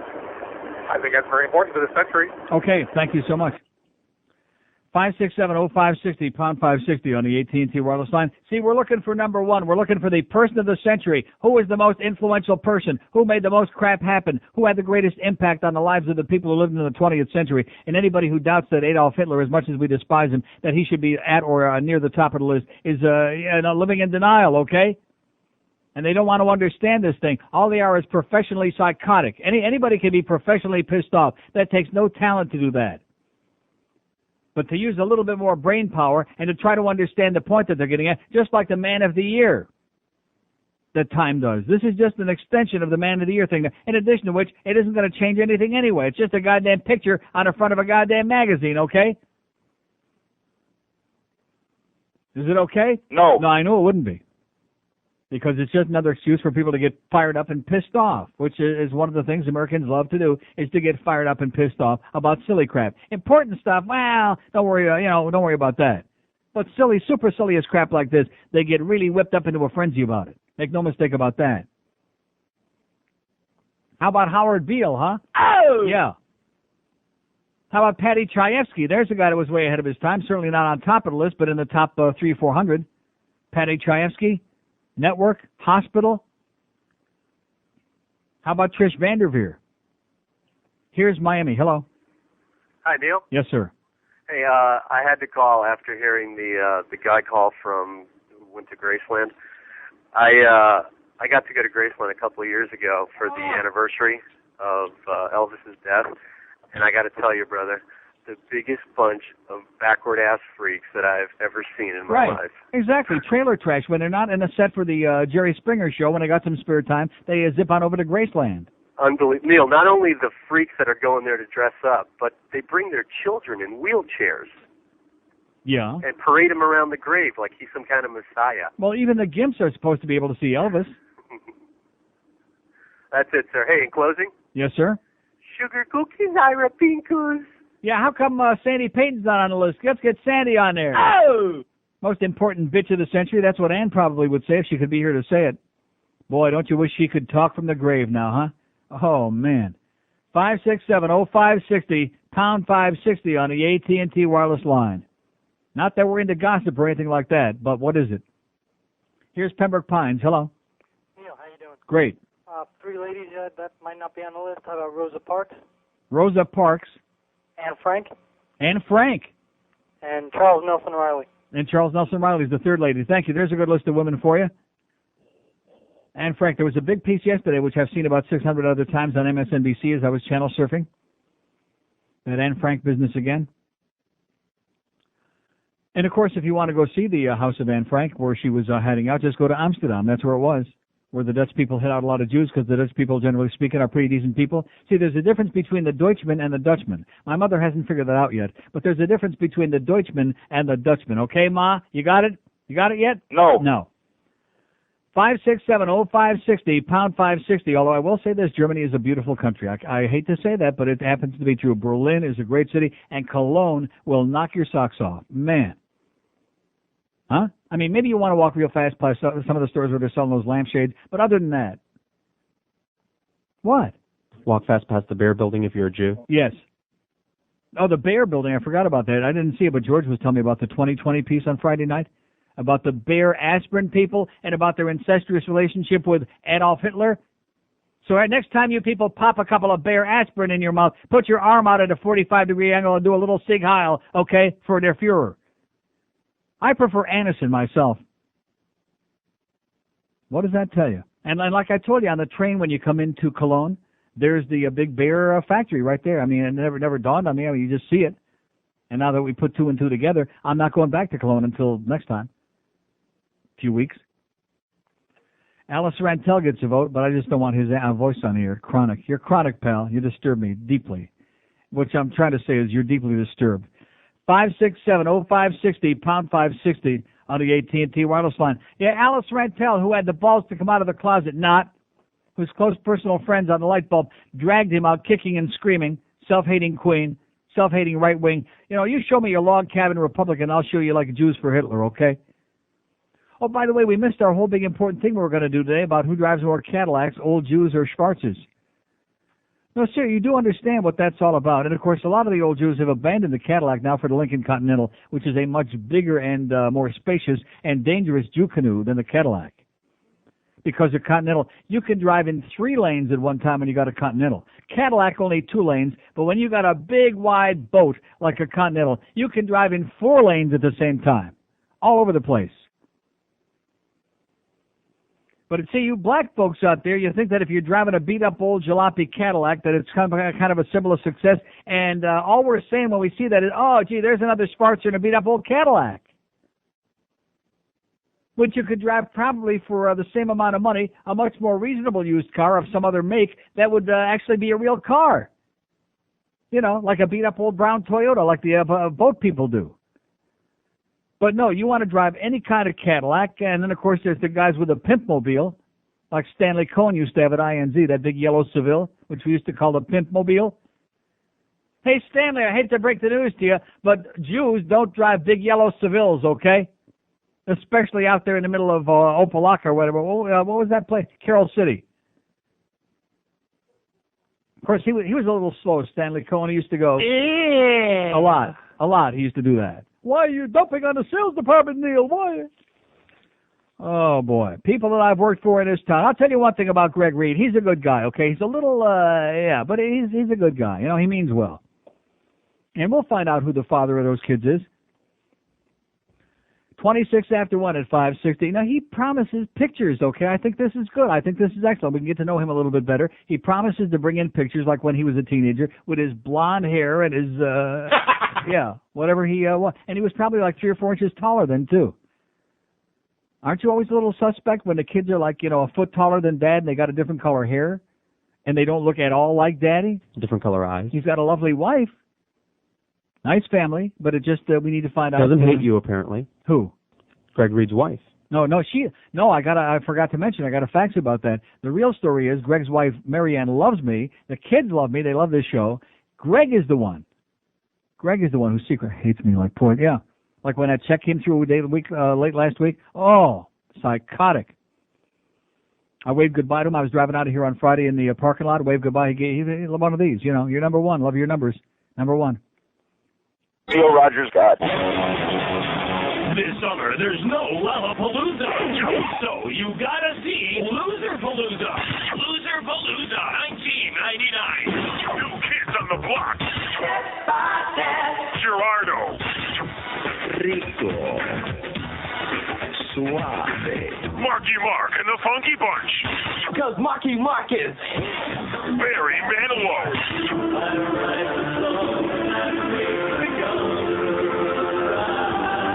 The guys from Milli Vanilli that hasn't killed himself yet.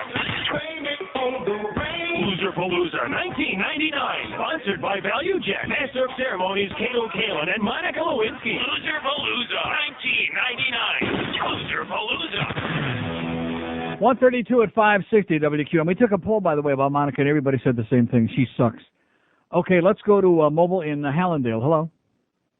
Neil. Yes, sir. Guten Tag. What is it? Good day. Oh, guten Tag. You have a bad connection. Sorry.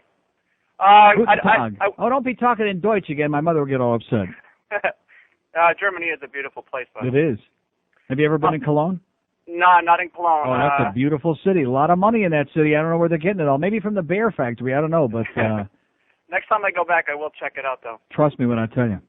I was listening this morning, and I took a lunch break, so I don't know if anyone mentioned Jonas Salk. Yes, 2 or 3. Oh, they did already. You're trying to say that Jonas Salk was more influential than Madonna, sir? Yes, sir, I am. Oh, my God. And John Lennon and Elvis Presley? Well, I don't know about Lennon. No, I'm only kidding. Yeah. Vladimir. How about Jacques Cousteau? Jacques Cousteau. There you go. Yeah. Not Jacques that I'm Cousteau. fond of the French, but he was brilliant. Exactly. Carl Sagan. Carl Sagan. There you go. A little pseudo-intellectual, a little snobby, but nevertheless a brilliant guy who told it like it was. And as far as ladies go, I'm really having a hard time coming up with one. Judge Judy.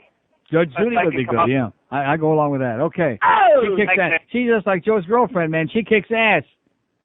She don't take any crap from anybody, that Jennifer, whatever her name is. Jenny whatever. What is it? I don't know what it is. You're getting close. Jenny Rada, I don't know. Janina. Oh, Janina. What kind of a name is that? Janine, I know Janine or Jenny. Why isn't Jenny sufficient? Do we call her Jenny or not? No, we don't. Does she get pissed off when you say? I'm not going to try. Don't mess with Janine. I'll tell you that. She'll kick your ass. And of course, in Joe's case, it's easy because he's about 3 feet tall. See, that's with the no deal discernible there. ass, by the way. No, that's the deal there. See, it's easy for her to like dominate him, or at least try, because he's like comes up to her pupik, like you and your wife. You come up to her knee, which is interesting, but that's by design. Actually, I come right up to her short stepladder. Yeah. Like I said, that next president, America's too big on. Here's Miami. Hello. Neil? Yes, sir. How you doing? Good. A couple of weeks ago, they had that whole article about Time Magazine on CNN. Right. And my wife and I, before they gave the results, we said, it's going to be FDR probably. He's not even in the top 20? That's the first one I He was saw. elected 4 times. I said on Friday, it's either got to be FDR or Hitler. It's got to be one of those two. Exactly. That's before they gave the results. I said, easy one, FDR. Right. And Not even on the list. And you want to know why? Because most of the people who are voting, first of all, old people don't use the Internet, okay? Yeah, I understand. And most of the people who are voting were born long after FDR was dead. In other words, when he died, I was 2.5 years old, okay? So even though I've done my history and I know who he was and what he did and all of that, and I was a big fan of reading about him, nevertheless, most of these people, I mean, under the age of 50, they haven't got a clue who that is. I was amazed. I was amazed when Elvis and Elvis Presley, #1, sir, and Yitzhak Rabin, #2. Even his ratings would say, I must what? be embarrassed. Yeah. Embarrassed. What is that? It's incredible. Another thing you were talking about Enrique Iglesias, Right. and you were talking about a small penis. Right, that's what he said. Okay, but remember, Enrique Iglesias' mother is from the Philippines. Oh, that explains And it. he's half Asian. He's You know about Asian men. Half Filipino and half his Spanish. Yeah, Not much there. not much there at They all. probably sold the leftovers at the bull ring. Okay. Okay, thanks for the good Sure. news. There you go, Enrique. There's your problem. A little Filipino action for you. Maybe Andrew Cunanan knew Enrique. 567-0560 Enrique and pound 560 on the 18. Don't be picking on my buddy, okay? I'm hoping to meet him one of these days. And how come I've been here a year and a half? All I ever hear of, even Greg's son and he come in here the other day, which I never met before, was a real nice kid, and he says to me, oh, have you met Enrique yet? He lives like 2 doors from us. As if I haven't heard that 50 million times about how Greg bought the house that Enrique used to live in, and yada, yada, yada. How come I haven't met him yet? He loves me. He's a much bigger groupie of mine than I am of his. Don't get me wrong, I like him, but, you know, I'm a little realistic. No, seriously, he looks good. See, even you admit he looks good, okay? He looks a little like, what's his name there? Only with a bigger thing on his puss. And a smaller thing between. Here's a mobile implantation. Hello? Hello, Neil. I hope. Yes, sir. Rod Sterling for the male and Richard Simmons for the woman. Okay, great. Thank you so much. 567-0560, pound 560 on the AT&T wireless line. Anybody mention Gore Vidal? No. No. Well, we got to get some queen on there, you know. Then we have to have 1 or 2. I mean, every group has got to have a representative on the list, at least bubbling under somewhere, you know. Here's Coral Springs. Hello. Hello, Neil. Yes, sir. Why not someone here is a woman and Jewish and has brought you a lot of pleasure in your life? Ruth. I don't like Barbara Streisand. Who is it? Ruth Bertel. Ruth Bertel for Person of the Year. There you go. Oh! Love her meat. Yeah. Okay. Okay, thank you. We love Ruth's meat. Let's hear it. Oh! Ruth. Even though somebody I know says you like Shula's better. I don't believe that. That's what you said, which is one hell of a thing to get after a free meal that costs like thousands of dollars, you know. Huh? No, seriously, I don't want to put him on the spot, but let me ask you, is that the right thing to say? After somebody buys you a fantastic meal where everybody is spazzing, they're like squirting all over the table, they're so excited from the great meal. I don't want to make him feel bad, you know, because no, this opened up the avenue to the next meal. It's good, you know. Maybe that was the plan. Maybe I'll be a little more emboldened at the next dinner, you know. Maybe instead of having my meat on top of the table, it'll be like underneath it. You never know. But seriously, I mean, I'll believe it. See, now he's got me curious, all right? I have to try for myself. But I bet you they don't even have ribeye steaks at Shula's, do they? They don't have no ribeye. I mean, a place that brings out a menu on a football? Huh? That would be like my taking you to Toronto, taking a whole group to Toronto. We go to a place where the menu's on a hockey puck. You know, somehow I just can't envision that, you know? Going into the Ruth's Chris in Toronto, in the Hilton Hotel there on Richmond Street in the university, and seeing a menu on a hockey puck. And that's a pretty hockey-intensive town, but I just somehow can't see that. But anyway, we'll feel it out. 22 before 2 at 560 WQA. Oh, God, Neil.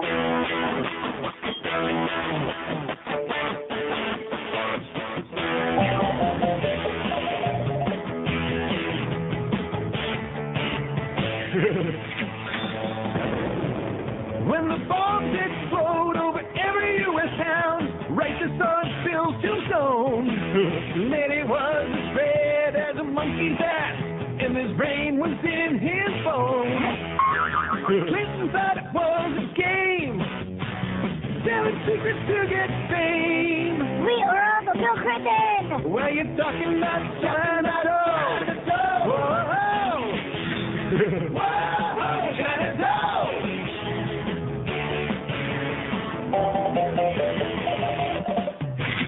His campaign was funded by the commies and trade for the plans to make some nukes. The trader sold us out and never thought it was wrong. He's made a career of screwing on side. Now we're not safe from the red army states. Clinton don't seem to care. Hail to the coward in chief.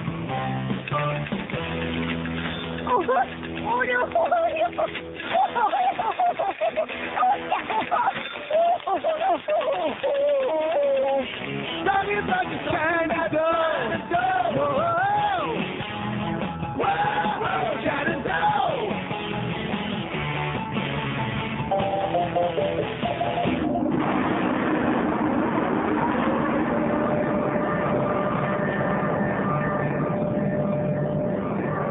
145 at 560 WQM, the most important person of the 20th century. I mean, what's the point? Why are they doing this all over? This kills some great time. We're going to continue this, by the way, for the next 4 months. It kills great time, but what is the point? Because the answers that the American public come up with a crappy education system that we have are so embarrassing. The idea that anybody from show business or sports or the entertainment world in any way could be on this list, like in the top 20 or 30 or 40, is so insulting. That's the thing. It's not just stupid, it's insulting. That somebody like Elvis Presley or Madonna was the most influential person of the 20th century. On the face of it, basically what you're saying is, I'm a moron, I'm an imbecile, I'm a jackass, I'm a fool. That's right. That's exactly right. You're going like that to the whole world. You're just pulling your pants down and showing your big, pimply, fat ass to everybody in the world and going, I'm a blathering idiot. Here's Miami. Hello. Neil. Yes, sir. Got two names for your list. Yes? Alan and John Foster Dulles. Oh, unctuous. If not for John Foster Dulles, no war guilt clause after World War I, no Adolf Hitler, no World War II, no Cold War, and you can... and the Suez Canal. Correct. Right. And for all your Cuban listeners, no Alan Dulles, no Bay of Pigs. There you go. Okay, all we can say is... I got the man of the year, Boca Brian. There you go, the person of the century. After they made him, they threw away the mold. 567-0560, pound 560 on the AT&T wireless line. Tell them about the Ricky Martin song, by the way, which I already forgot. It was a great idea. Had a great song for you, a Ricky Martin song. How about Ricky, please lose our number? That would be another good one. Here's North Miami Beach. Hello. Hey, Neil. Yes, sir. If Elvis and Itzhak were 1 and 2, who was 3 and 4? Santa Claus and the Tooth Fairy? Yes. How about Winston Churchill? Winston Churchill was down. He was behind John Lennon and Mother Teresa. He was number 13, an unlucky number 13. What about Joseph Stalin? He got some votes, but not in the top 20. What about Senator McCarthy? Senator McCarthy? Yeah, good point. He should have made the top 100 as far as unctuous, yeah. What about Neil Armstrong and Buzz Aldrin? No, we're not into space cadets. Okay. How about top 10 buttholes of the century? Yeah, that's next year. Captain Joseph Hazelwood. Yeah. Exxon Valdez. Yeah. Have a great day. And back to you. By the way, Exxon, I think, was the station where we got the bad map on Kosovo. 567-0560. Well, we just got some crappy maps. If those Chinese would just be a little bit less hot-headed, okay? If they'd be, if they let them demonstrate as much when they're demonstrating against their own government as they do, throwing rocks and bricks at us and our embassy over there, then maybe they might get something done. Of course, they can reproduce like rabbits. Here's Miami. Hello. Hey, Neil, why aren't you on the list? I'm number 6. Oh, really? Well, hey, buddy, I'll always right behind Einstein. What? Go ahead. I'm sorry. I'm always ready to plunge your bloody asshole with a plunger. Okay, thanks. Fine, that was the chief from Plantation. 567-0560, pound 560 on the AT&T wireless line. Yeah, well, maybe they can put you away like they did the other guy in New York, okay, asshole? Here's Pembroke Pines. Hello. Okay, there's the Line 8 factor again. There you go. Thank you, Greg. Like I said, don't even waste your time finding those pictures, which he's going to dummy up and probably buy from somebody. Oh, speaking of buying, I almost forgot. I wrote this down. Not only is Roy Foster, was he acting real strange in here on Friday, looking for cigars and other assorted things, and then running out of here with that big, gigantic black dildo, but anybody need any cologne around the building? You know how you have at various places, like at gas stations and shopping malls, there are guys with like trucks and vans that come up to you, and they have stereo equipment and various other goods that they're selling you. So if anybody in the building would like some bootleg cologne, Roy's got a special this week. Only $50. Yeah. On the OJ, which smells like, like that. The OJ. I think he has Dracar Noir. Oh, yeah. He's got our Coke Noir. So there you go. Anybody wants bootleg cologne, just see Roy Foster in the QAM sales department. He's got it, okay? He's got cologne up his rectum. And, well, maybe that's why I had that oozing bloody stool problem. Yeah. Or maybe it was that gigantic black instrument. Coke Noir. Maybe that big, gigantic black instrument is what did it. That'll give you a bloody oozing stool every time, Roy. Better cut it out. Selling bootleg perfume around I mean, what is that? Huh? I mean, I realize he's trying to make ends meet a little bit, and, he's just our face man, but nevertheless. 10 before 2 at 560 WQM. You want